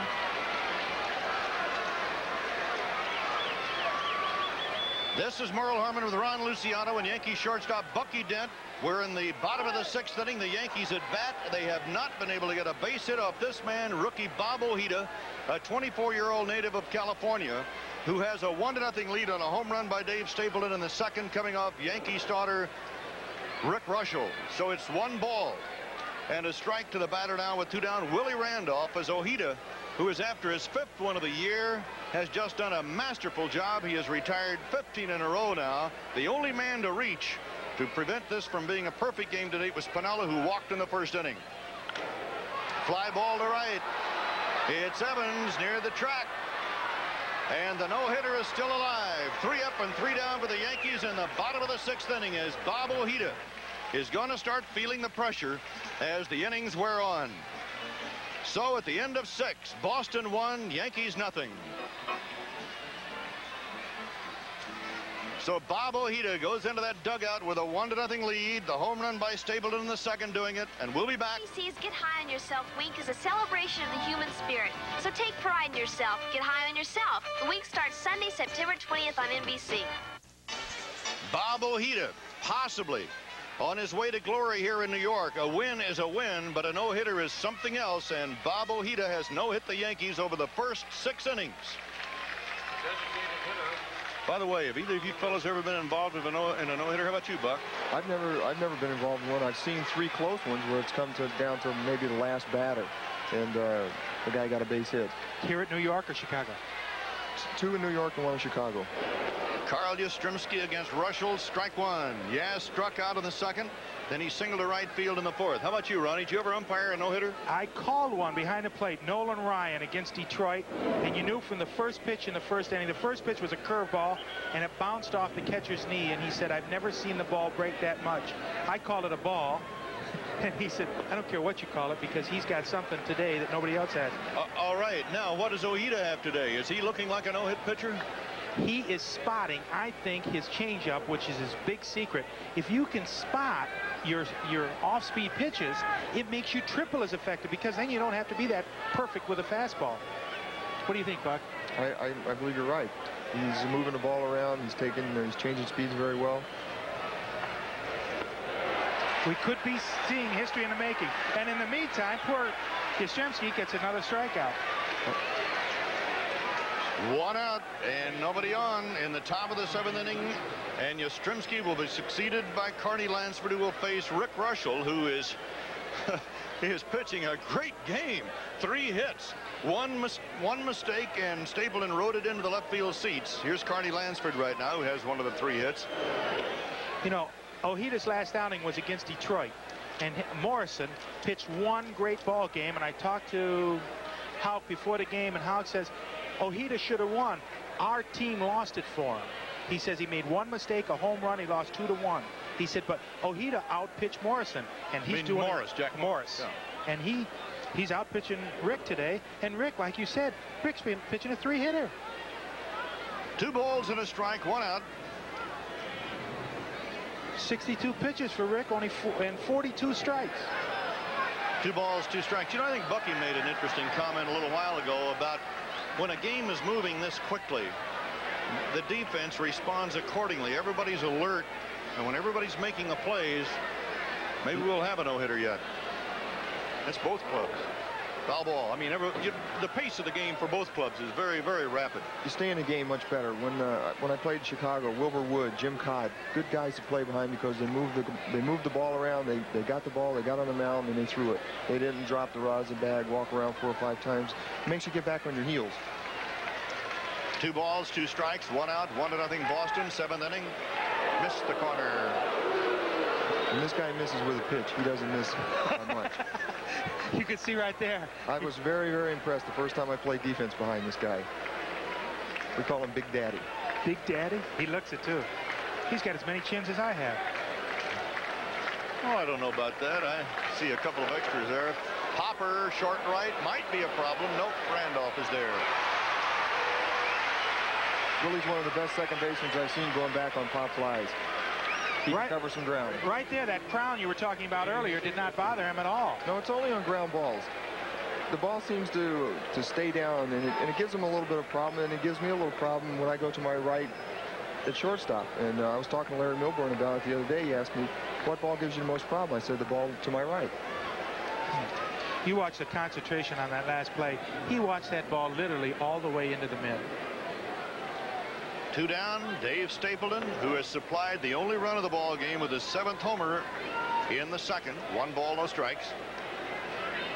Let's see, he had 7 last year. This is his 7th this year. That's it. No more allowed home runs for Stapleton. 2 balls, no strikes. It's got to be tough for this guy playing out of position, playing another position. You know what Ralph Howe called him? Gil McDougall. Now, you're not old enough to remember, but Merle and I remember. Gil McDougall played third base, short, and second, and every time he played, they'd say, oh, second base, that's his best position. Then he played shortstop, and he's even better at short. And then he played third. That's the way with Stapleton. Very valuable guy. Fly ball to left, hooking near the foul pole in the stands. Out of play. 2 balls, 2 strikes. Dennis Worth giving it the chase. Talk about a guy who plays all the positions. Here's a guy that does. Dennis Worth catches, plays first base, probably third. I don't know if he's played third base this year or not, but can play in the outfield for you. That's my roommate. He keeps me in stitches all the time. All right. Now, you tell me what he's got all those gloves sticking out of his back pocket for. Well, he might have to go to right field. No, but do you really need that many batter's gloves sticking out of your back pocket? Looper to right, and Jackson will have to play it for a base hit and plays it for extra bases. Stapleton heading for third, and he'll be on there easily. Could have lost that ball in the shadow over there. Yeah, it's still September. It's not October. That's why. If it was October, he wouldn't miss that. So a single and a 2-base error on Reggie. All right, I can see the shadows. Might hamper him. No, he did not get in front of the ball. He did not get in front of it. Right there, he should have taken one more step. Bounced off to his side. Here's Gedman, the catcher. 0 for 2 has been robbed by Willie Randolph. A line shot that Willie pulled down and then grounded out to Randolph. 1 ball, no strikes. This could be a very big run right here. 2 down. They're going to give him a hit and 2-base error. Okay. They're scoring at home, a hit and a 2-base error on that. And you're right, Bucky. This could be a very big run. There's enough pressure trying to pitch the no-hitter, but to try to pitch a shutout against a 1-run game, it's even more pressure. 2 balls, a strike. I'm going to take the opposite side on that. Oh, because maybe he'll relax a little bit if he has more than 1 run, and then it might cost him. That's I mean, just for the sake of argument. No, I disagree. There's no way you can relax when you've gone 6 full innings with a no-hitter. You're not going to relax just because it's a 2-run lead instead of a 1-run lead. I disagree, but you could be right. You haven't been all year, but you could be. I know when I'm playing defense. I know when I'm playing defense that if a guy's pitching a good game and it's 1-0, I try to tell myself, don't give him any more. There's the hit. There's the run. So Stapleton is home. Boston 2-0. And the error was very costly as Gedman drives in his 20th run of the year. Stapleton scoring from third base after a single and a 2-base error by Reggie Jackson. So Reggie has felt the brunt of the fans here after committing that 2-base error, which cost a run. Buck? He's been playing really good defense, so I got to give Reggie a lot of credit. He's done an outstanding job. That ball, could have lost it in the shadow, could have took a bad hop on him. But overall, he's been playing very well since the All-Star break. Rick Miller now. Outside the ball. Now I know why the pitchers say they like Gedman. He can get base hits for you when he wants. You know, Walt Reniak, who's the batting coach for the Red Sox and a good friend of Charlie Lau's, really likes Gedman. He thinks he's going to be some hitter. I don't know. He's catching a no-hitter. Oh, great play by Watson. And what a play by Andre Robertson, the shortstop, to keep the foot on the bag to get the out. So the Red Sox get a run with 2 hits in Reggie's error and 1 left on. We go into the bottom of the 7th. 2-0 Boston. Now another installment of the 7th inning stretch. Spice presents. The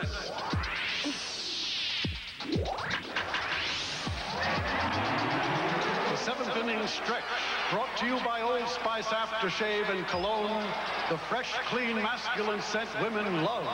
Roy Campanella first turned pro at age 15 and was always overjoyed that someone would pay him to play baseball. Roy was forever burly and squat, a catcher by default. The strength of his throwing arm was no surprise, but he was also a dancer behind the plate. At the bat, Roy menaced National League pitchers for 11 years. In 1953, he smacked 41 homers, the most ever by a catcher. Roy was MVP 3 times and bellwether of 5 Dodger pennants. Then in 1958, Roy was fortunate to survive a tragic car accident and has since been confined to a wheelchair. Through it all, Roy never lost his spirit. And Roy Campanella remains today, just as before, a beacon of joy and good cheer. 2 good ball games going on today on NBC. Out in Chicago, Montreal leading Chicago 1-0 after 5 innings. And here in New York, rookie Bob Ojeda, this is what he has done. No runs, no hits, 1 error for New York. That error coming in the 7th inning, which cost the Yankees a run. It was unearned, but Boston has a 2-0 lead for Ojeda. as he gets ready to go into the middle of the Yankee batting order. Jerry Mumphrey will lead off, followed by Lou Piniella and Reggie Jackson. Jerry Mumphrey. This is Merle Herman with Ron Luciano and Yankee shortstop Bucky Dent at Yankee Stadium, New York. The bottom line of the Yankees tells the story. Bob Ojeda, the rookie of Boston, is pitching a no-hitter against the Yankees. He is leading 2-0. And leading off for New York in the bottom of the 7th, Jerry Mumphrey, then Lou Piniella and Reggie Jackson. Pop foul out of play, first base side. The tension has started to mount. In fact, it started back in the 5th inning with the stuff that Ojeda has displayed today. One gets the idea that he definitely could go all the way in this one and keep goose eggs on the board for New York. We've been talking about it. He's spotting every pitch he throws. He knows exactly where it's going, and he's got complete control. He's only thrown 73 pitches, 50 for strikes. Strike 2 at the knees. Mumphrey is struck out and flied to right field. 16 Yankees in a row have gone down at the hand of Bob Ojeda. The only man to reach was Piniella, who walked in the 1st inning. And most of them have been shaking their head just like Jerry right there. Breaking ball low and inside. Bob Ojeda is 24 years old, from Los Angeles. Also has lived in Visalia, California. Last year he came through the minor leagues very quickly. Strike 3. That is the 7th strikeout for Ojeda. 1 out in the bottom of the 7th inning. Ralph Houk says that Ojeda is one of the fine prospects to come up in a long, long time. He is one of many in the Boston Red Sox organization, he feels. Ojeda has won 4 and lost 2. His earned run average for this year is 1.50, which tells you how effective he has really been. Yes, he's been very effective. He put on 20 pounds over the winter, worked out with a Nautilus, and what it did, it beefed up his fastball. So now his great changeup looks even better because he spots it like he did right there, and he can zip that fastball by you, makes his off-speed pitches that much more effective. Lou Piniella, who was on base with a walk in the 1st, is the only Yankee to reach against this young fella.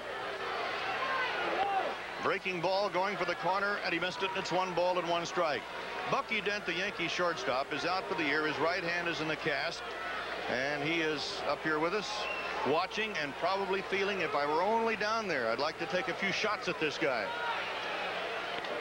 And it's 2 balls and a strike. Reggie Jackson is waiting to bat next.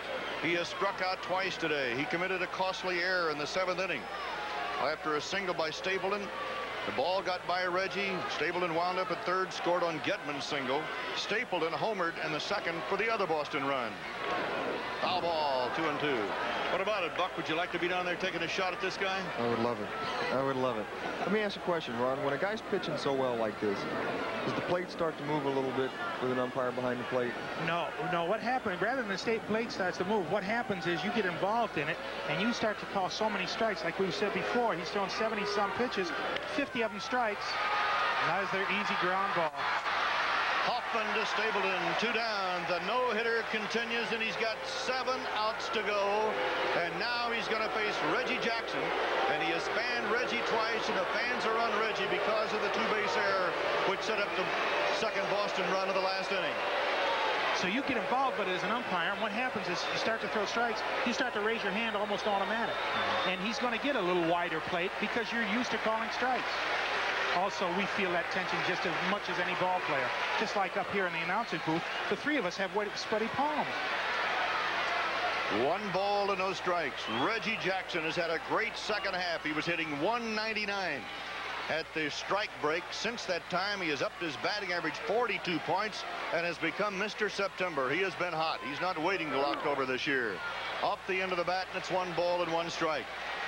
But nevertheless, regardless of what Reggie has done here in New York, as far as playing well in the outfield or getting the key base hit, all it takes is 1 bobble or 1 boo-boo, and the crowd's right back on him again. And I'm sure Reggie's aware of the mistake that he's made, and he's going to bear down. He's the guy that he's got fire in his eyes right now. 1 ball, 1 strike. 2-0 Boston. Bottom of the 7th. Strike 2 to Jackson. You saw it right there, the old enthusiasm after the pitch, that little spin he does at the end. He's really up, not only because it's Boston, not only because he had that costly error, we've got a no-hitter going. He's got everything going for him. The sweat's pouring down. You can feel it in the air. Bob Ojeda. 2 down, 1 and 2 to Jackson.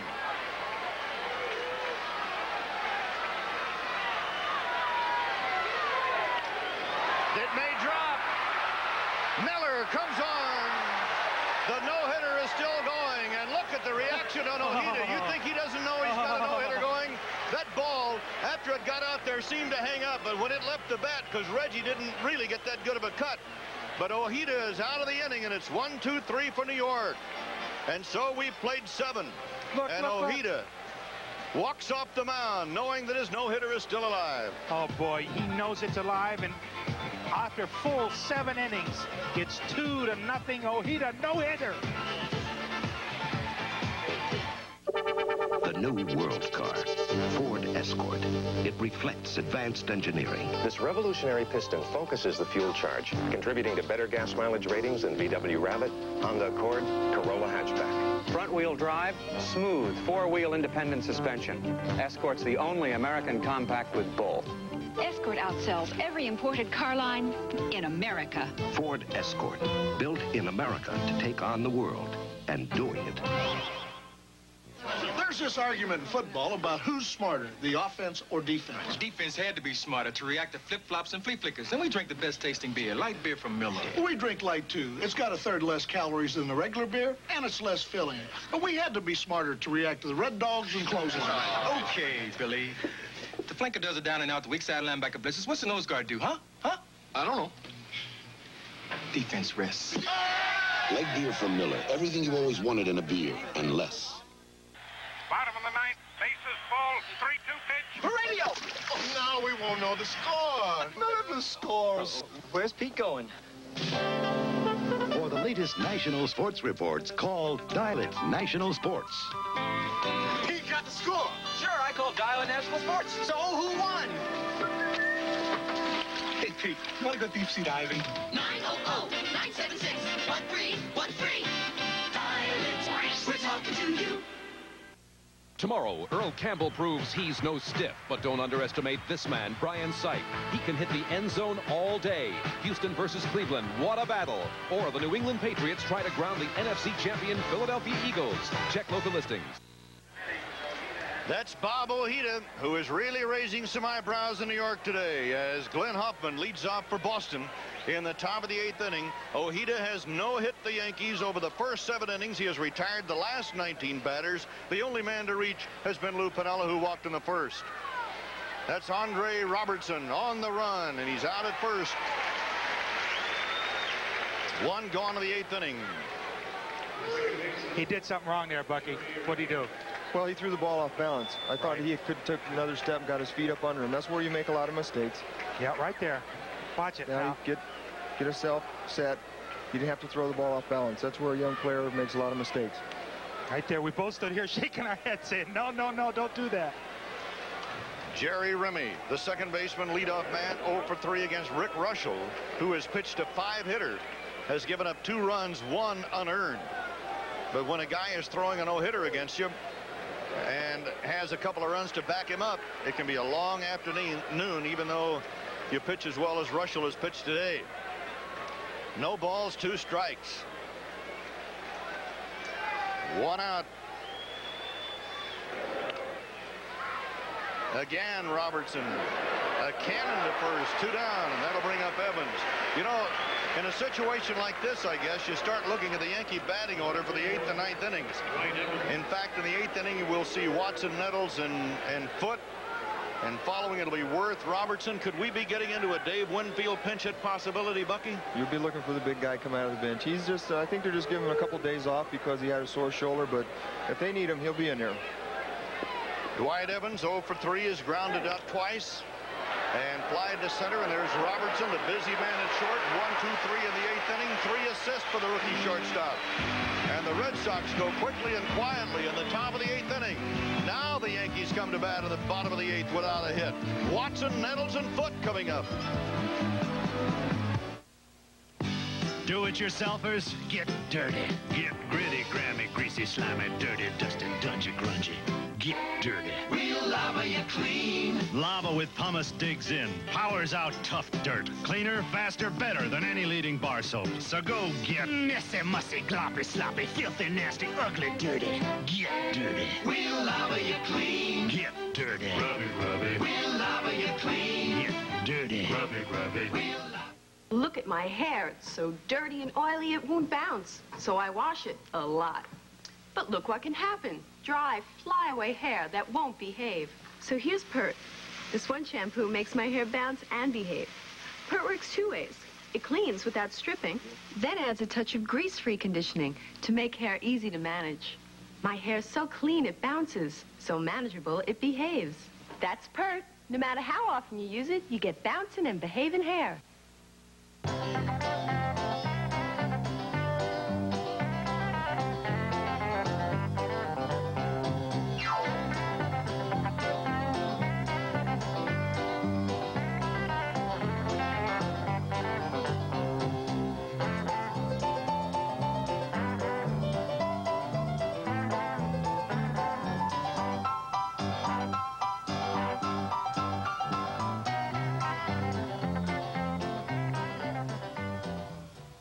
The preceding message was furnished by Major League Baseball.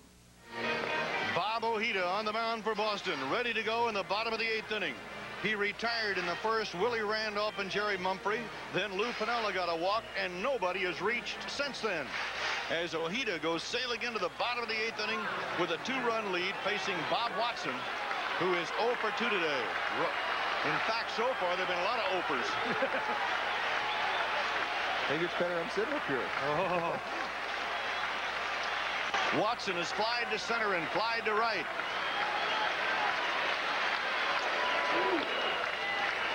Ball 1. We pause briefly for station identification. This is the NBC television network.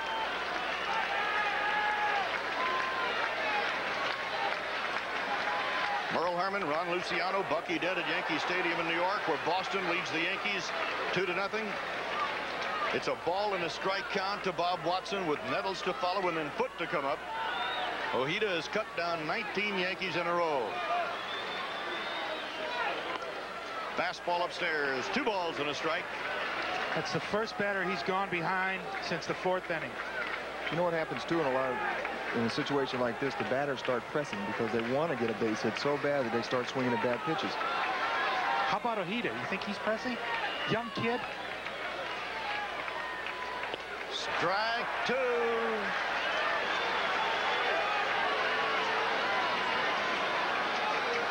Welcome back to Yankee Stadium in New York. There's the story on the bottom line. The Yankee line score, Boston leading 2-0.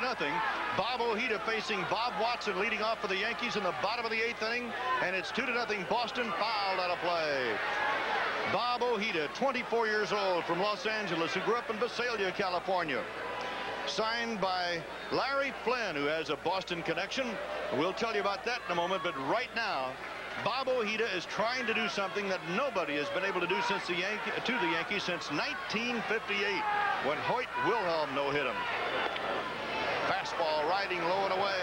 The only man to reach against Ojeda today was Piniella, back in the 1st inning with a walk. Bob Watson, 3 balls, 2 strikes, 2 down.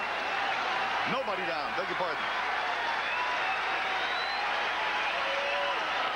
Foul out of play. It's still 3-2. Ojeda has been ahead of most of the hitters, and Ron, you commented a moment ago that Watson is the first man that he has been behind for several innings. Yes, you can watch him right here. He is just so smooth today. He's been spotting his off-speed pitches, which have helped. Look at the disgust on his face. He wanted that one. 3-2 to Watson. He's still alive. Lost the glove, but he didn't lose the ball. And Ojeda, in his bid for a no-hitter, rolls on with 1 out in the bottom of the 8th. He knows it's a no-hitter. He barehands the ball. He's going to do everything. What a game. What tension. Here it is. Look at. He comes up. It's a wonder he didn't throw it over the first baseman's head. 1 out, bottom of the 8th. Greg Nettles has struck out and grounded out. 14 home runs for Nettles. Ball one. 5 outs to go for Bob Ojeda. And a tough 5 outs. Looking ahead, Barry Foote scheduled to bat next. Dennis Worth, Andre Robertson, Willie Randolph, and sitting in the dugout, a guy named Dave Winfield, who's not in the lineup today, but could be called upon. 2 balls, no strikes. Here's a guy right here that in the late innings, if you need a long ball, this is the guy I want, Greg Nettles. I've seen him win more ball games, more big games for the Yankees in the late innings with home runs. The voice of Bucky Dent, the Yankee shortstop, whose right hand is in the cast. He'll be out for the year. He's joined us in the booth here, watching a very dramatic moment. Bottom of the 8th, 1 out, 2-0 Boston. Ball 3. Ojeda slowing down just a little bit. He had been working very quickly. 94 pitches. He might be getting a little tired. What do you think, Buck? Have you seen a change this inning? He could be getting a little tired. He's been behind on the last 2 hitters. Could be pressing. He wasn't fooling around there. He threw that right down the middle, crosshairs. Last week, Ron and I were in Montreal, where Nolan Ryan bid for a no-hitter against the Expos, didn't make it. The same weekend, Jim Slayton had a perfect game into the 9th inning in Minnesota for the Milwaukee Brewers and didn't make it. Popped him up, playable. Jerry Remy, the second baseman, calling with Stapleton. And Stapleton takes it. 2 down. He's 4 outs away. Infielder's legs start to get a little shaky now. Bob Ojeda, leading 2-0, has retired the last 21 batters in a row. The only man to reach was Lou Piniella, who walked in the first inning, and here's Barry Foote with 2 down. Barry Foote started the day hitting .087, and he's still in there. Would have been a good spot for Winfield, maybe. Ball 1. I don't think so. Not right now. I think you want to wait. Maybe if they get one guy on in the next inning, they'll yeah, go but to you Dave. got Randolph, Mumphrey, Piniella, and Jackson coming up. 1 ball and no strikes. Barry Foote against Ojeda. And he wants to think about it a little bit. I forgot about your famous guy, Andre Robertson. That's right. Ralph Houck, the manager of the Red Sox, really likes this kid. He pitched very well his last time out. His ERA is under 2. 2 balls, no strikes. Now he has gone behind the last 2 hitters. 2 balls, no strikes. And it looks as though Ojeda is struggling here now. Bottom of the 8th inning with 2 down, 2 balls, no strikes to Barry Foote. To pitch a no-hitter, you not only have to be good, you have to be terribly lucky. Foul ball, 2 balls and a strike. He was lucky. He popped up Nettles. He was behind on Watson, and he got him. He went behind on Barry Foote now. Can he get him? You've got to be lucky to pitch a no-hitter. Can the luck hold out? 2 balls, a strike. 2 down. Strike 2 at the knees. Carney Lansford had a fine fielding play at third base to keep the no-hitter going. But other than that, it's been Ojeda. Carney had the only tough play. He's ready, just in case. 2 balls, 2 strikes. Fly ball to right. That's Evans. 3 outs to go for Ojeda. He's got a no-hitter going into the 9th inning and leading by a score of 2-0. This 24-year-old youngster was signed out as a free agent out of the College of Sequoia in California in 1978. There's the story.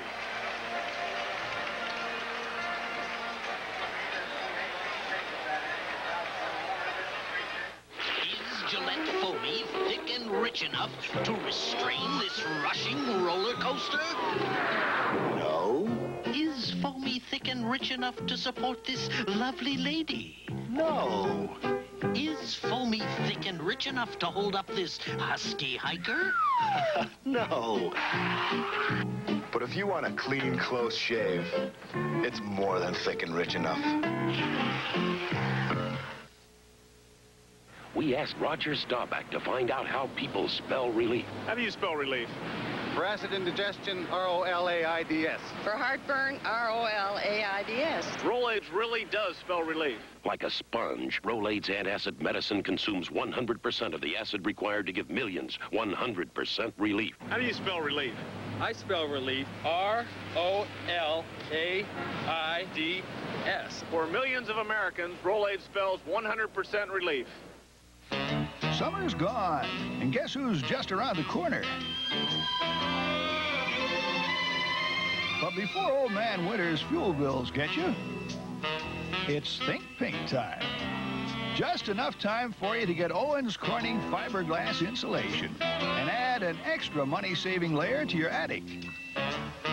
Think Pink time is now. Get your pink Owens Corning today. Industry experts and fans alike consider it the most respected football show on the air today. For humor, for controversy, for an inside look, join host Brian Gumbel for all the latest scores, highlights, and more. NFL 81. It's as hard-hitting as the sport it covers. Tomorrow, join host Bryant Gumbel at 12:30 Eastern Time for NFL 81. All the scores, highlights, and late-breaking news from all the games. It's a doubleheader Sunday featuring a tough AFC Central battle as the Houston Oilers meet the Cleveland Browns. Check your local listings for the games in your area following NFL 81 at 12:30 Eastern Time. Ninth inning, Jim Rice, 0 for 3. Rick Russell has pitched well enough to win a ball game. There's the battery. Gedman and Ojeda for Boston. Nettles across the infield to get Rice, one out. The ever-steady glove of Greg Nettles. He not only has the no-hitter going, but he also has a little luck in that shadow at home plate also. Good point, Bucky Dent.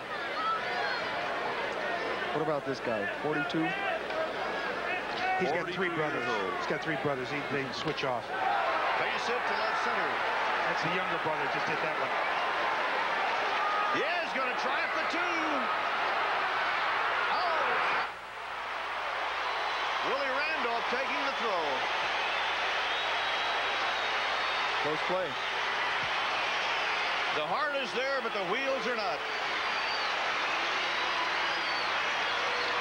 Dennis Worth making a throw right on the button. The cutoff man let it go through, and he just got down in time. He was going all the way. He's not 42. Perfect slide. That's even closer than I saw the first time. 2 down. Ninth inning. 2-0 Boston. Fly ball to short right center. That may drop. And does. So Lansford is 2 for 4 now.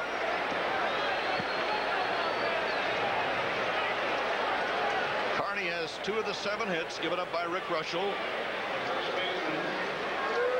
Bob Ojeda sitting in the dugout. A little while ago, nobody was around him. Then finally, Rich Gedman came over to sit by him. Little superstition. I didn't know baseball players were superstitious, Bucky. Are you kidding? The other night they were going to put me in operating room 13. I said, there ain't no way I'm going in there. Stapleton is homered, and he has scored the other run. Bouncing ball to Russell. Runner at first going. Still got him. So Lansford started with a pitch. Stapleton bounces out. Pitcher to first. And it's no runs and 2 hits, and we're headed for the bottom of the 9th inning, and Bob Ojeda is getting ready to go out to the mound to see if he can throw the first no-hitter against the New York Yankees since 1958. Here he is. He'll face Worth, Robertson, and Randolph if they hit in the bottom of the 9th. Proves he's no stiff, but don't underestimate this man, Brian Sipe. He can hit the end zone all day. Houston versus Cleveland, what a battle. Or the New England Patriots try to ground the NFC champion Philadelphia Eagles. Check local listings. Bob Ojeda, check local listings. Bob Ojeda, 3 outs away from a no-hitter in the bottom of the 9th inning. The Yankee fans are standing O for him in the bottom of the 9th. Merle Harmon, Bucky Dent, Ron Luciano at Yankee Stadium in New York, where Bob Ojeda has 3 outs to go. He has retired 22 Yankees in a row, has not given up a hit. And Rick Cerrone is batting for Dennis Worth in the bottom of the 9th inning. Ojeda, who is behind to the 8th, is behind to the 9th to the first hitter. 1 ball and no strikes. The Red Sox got a run in the 2nd and a home run by Stapleton. They got an unearned run in the 7th. Rick Russell has pitched well enough to win, but Ojeda is firing a no-hitter, and the crowd is with him now. He's behind 2 balls, no strikes. Part of the crowd is with him, part of the crowd hoping the Yankees can break it up. They want to win. Dave Winfield has come out of the dugout. He'll be batting for Andre Robertson. 2 balls, no strikes to Cerrone. It's really nice to see the fans get behind them. They know what's happening, and the New York people, they're good baseball fans. Strike 1. 2 balls and a strike. Rick Cerrone, bruised left hand, can still swing the bat. Batting for Dennis Worth. Drive to right field. Can Evans get it? He cannot. There goes the no-hitter. Cerrone is on his way to second, and he is in there with a standing double.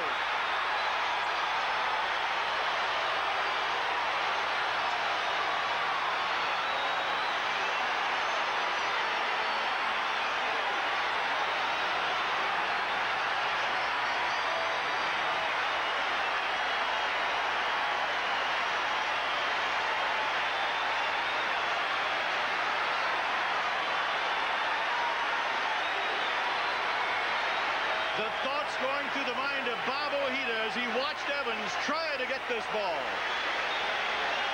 Just missed it. Great play. Great try. The no-hitter goes in the bottom of the 9th inning. You'd think he did not know about the no-hitter and hoping, and Evans couldn't quite reach it. So a bit of history in the life of Bob Ojeda. Now the story becomes win the ball game. Dwight Evans gave it a great shot. He's a tremendous defensive outfielder. He just couldn't quite reach it. That's the first hit of Ojeda, who's got a 2-0 lead. And Winfield comes up as a pinch hitter, and there's the story in New York.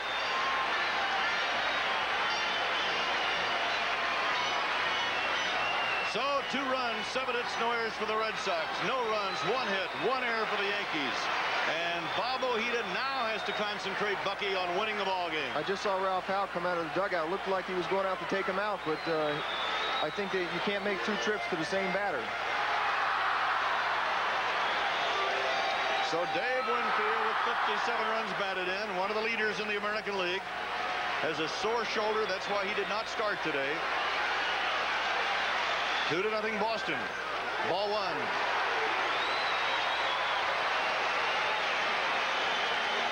Dave Winfield misses very few games. This is what he has done with men in scoring position. 352. And he's got one in scoring position now. Rick Cerrone at second with a leadoff double to break up the no-hitter. Just missed by Dwight Evans in right field, that ball that Cerrone hit.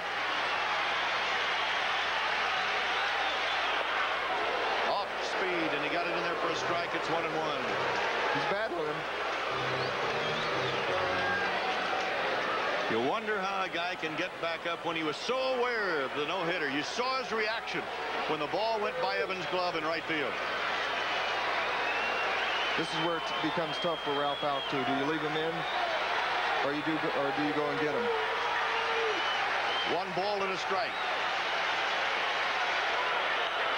Popped him foul, 1-2. Last night, Bucky, we saw Dave Righetti pitching so well with 11 strikeouts. And Bob Lemon, as we look at Ralph Houk study the batting order with pitching coach Lee Stang, we saw Bob Lemon take Righetti out of the game. He took him out. He said last night that when a guy pitches that well, you never give him a chance to lose the ball game. 1 ball, 2 strikes. Especially when you have a guy like the animal in the bullpen, Rich Gossett. Last half of the 9th inning. Boston 2, New York nothing.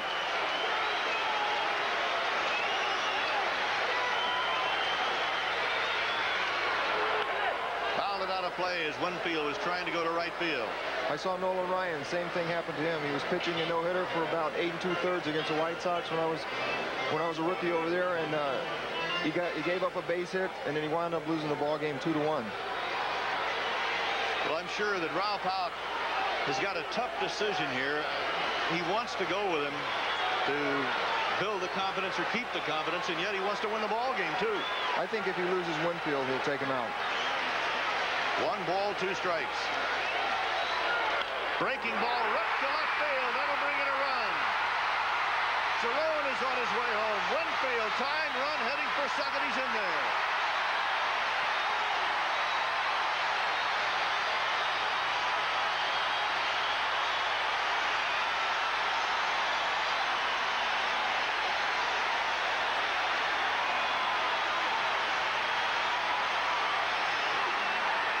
Winfield, back-to-back doubles. Cerrone and Winfield, 2-1. Boston leading. Ralph Houk is at the mound. And the Yankee fans, no doubt, will give as we see the pitching change being made. Mark Clear is coming out of the Boston bullpen. I'm sure the Yankee fans, who are some of the finest, will recognize the tremendous job that Bob Ojeda, the rookie from Los Angeles and Visalia, California, will recognize the job he has done. No doubt. Heartbroken, and yet he wants that win because it's not only something that's very personal to him. A win is a win, but the Red Sox need a win. They're still in this race in the Eastern Division. Plus to beat the Yankees. It's always there.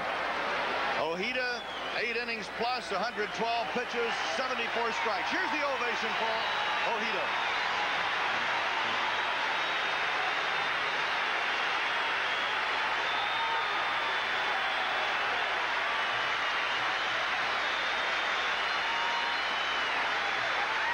Is too good. Willie Randolph at the plate against Mark Clear, bottom of the ninth, tying run at second, and it's ball 1 outside. Mark Clear, 25 years old from Los Angeles. They say about Clear, he does with a curve what Gossage does with a fastball. He's the best in the Boston bullpen. 8-1 for the year. Ralph Houk has removed Bob Ojeda, going for the win. Willie Randolph needs to move the runner to third. Let's see what he does. Foul ball, 1 ball and a strike. Last half of the 9th inning, nobody out.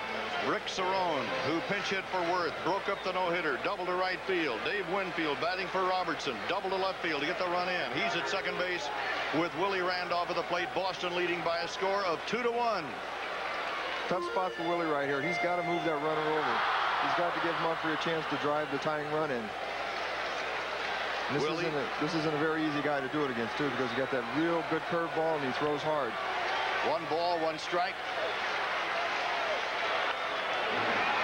Foul ball.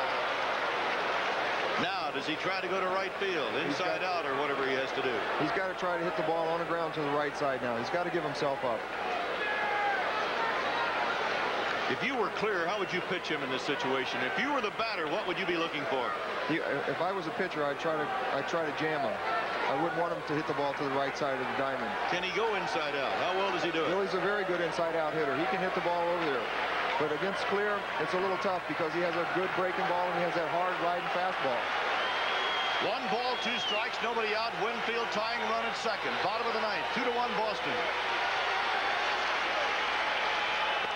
Strike 3. Squared to butt, took the pitch. Don Denkinger, the plate umpire, punched it out, and Willie doesn't think so. Looked like a pretty tough pitch. Good pitch.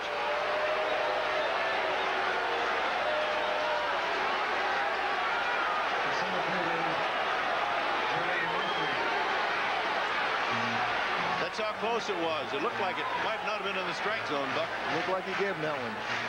But you can't take a pitch that close either, huh? No, you can't, especially with a guy in scoring position and 1 run down. Willie handles the bat very well, though.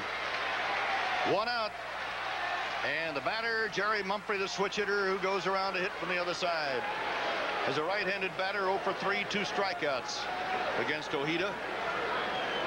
Ojeda in 8+ innings allowed 1 run, 2 hits, walked 1, and struck out 6. Mark Clear in relief, 1-time California Angel.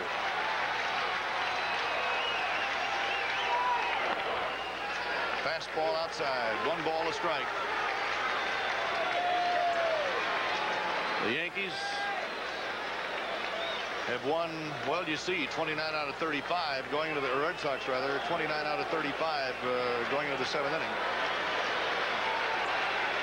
The Yankees have won a ton with a lead in the 7th. 1 ball, 2 strikes. Good breaking ball.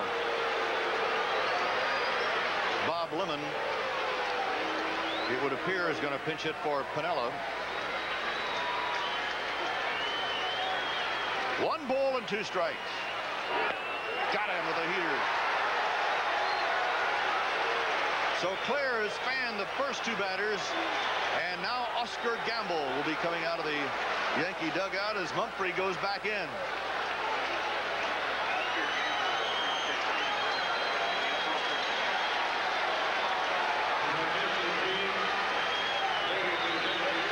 Oscar Gamble with 2 down, tying run at second, bottom of the 9th inning.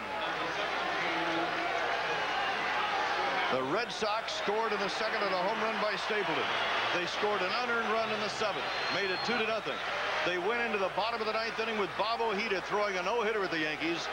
Pinch hitters Rick Cerrone and Dave Winfield doubled, and then came clear to fan Randolph and Mumphrey and try to save this game for Ojeda. Breaking ball, bit high. You know, Bucky, the story started to tell in the 8th inning when Ojeda threw 18 pitches, which was the most since the first. He gave up threw 20 pitches in the 1st inning, having walked Piniella. A strike with the good breaking stuff, but then he was ahead of everybody until it looked like he started to tire.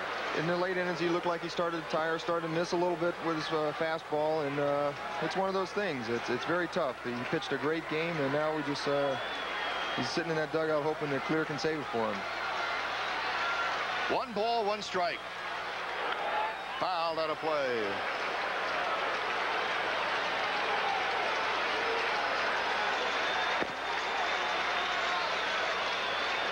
One ball, 2 strikes, 2 down. Gamble in a pitch hitting role, batting for Piniella.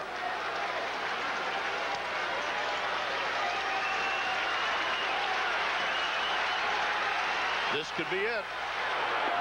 Missed low inside. Ball 2 and strike 2.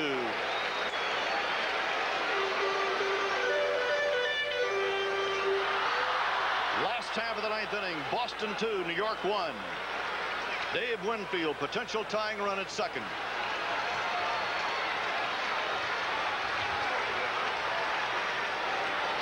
Breaks a little tension or adds to it. I'm not sure which. Well, I know Oscar's stepping out thinking, I've got to just put the ball in play now. 2 balls, 2 strikes. 3-2.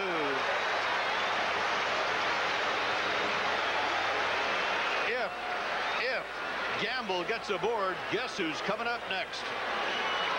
Reggie. And this is the situation that he actually loved. Foul ball. Reggie today 0 for 3, 2 strikeouts, a costly error in the 7th inning, which permitted or set up the second Boston run, which right now is the margin, 2-1. Bob Lemon never changes expression over in that dugout. Never gets excited. 3-2. The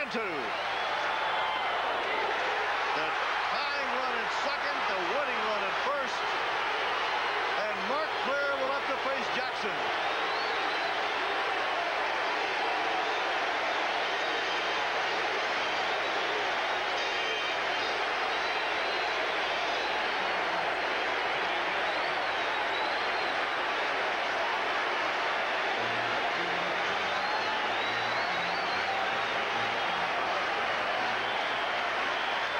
With the no-hitter going in the 9th inning, right now the Red Sox are on the ropes trying to save a win for Bob Ojeda. Fly ball to left. Rice with the glasses down. Tough sun, but he's got it. The Red Sox win it 2-1. So this crowd at Yankee Stadium this afternoon seeing all kinds of excitement as Bob Ojeda, the rookie left-hander, no-hit the Yankees over the first 8 innings, gave up 2 doubles in the 9th.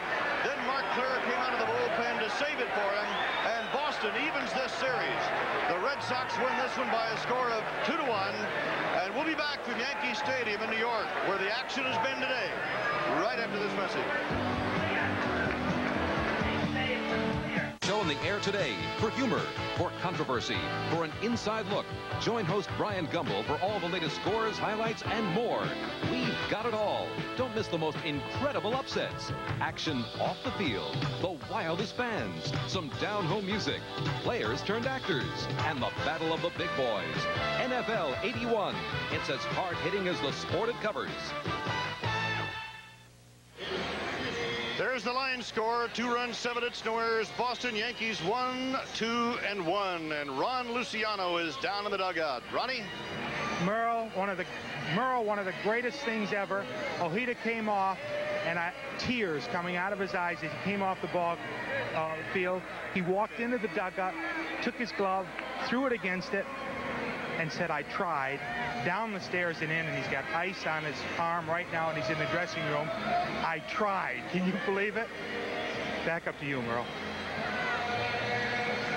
All right, Ronnie. Well, Bucky Dent, I know you would like to have been in a ball game like this one today. It would have been a great time. It was a great pitch game by Ojeda, and Rick Bruscher, got to give him a lot of credit. He pitched an outstanding ball game. He lost a tough one, 2-1. So Ojeda is the winner. He is 5-2, Clear with a save. Rick Rushell, the loser. He is 3-2. Ojeda had a no-hitter going into the bottom of the 9th inning, but he just couldn't quite nail it down. I'm Merle Herman with Ron Luciano and Bucky Dent in New York, at NBC Baseball's Game of the Week has been brought to you by Pert, the shampoo for bouncing and behaving hair. By Lowenbrow. When you want the taste of a truly great beer, there's only one. Tonight, let it be Lowenbrow. By Dutch Masters Cigars. They really are masters of Dutch Masters. And by Ford and your Ford dealers who invite you to test drive the new World Car, Ford Escort. The executive producer of NBC Sports is Don Ohlmeyer. The coordinating producer and producer of today's telecast, Michael Weissman. Directed by Andy Rosenberg. Technical director, Skip Dresch. Associate director, John Libretto. Next Saturday, baseball continues with the New York Yankees at Boston or Pittsburgh at Philadelphia. Check your local listings. Tomorrow, an NFL doubleheader with NFL 81 at 12:30 Eastern Time, right here on NBC, the innovative leader in sports television.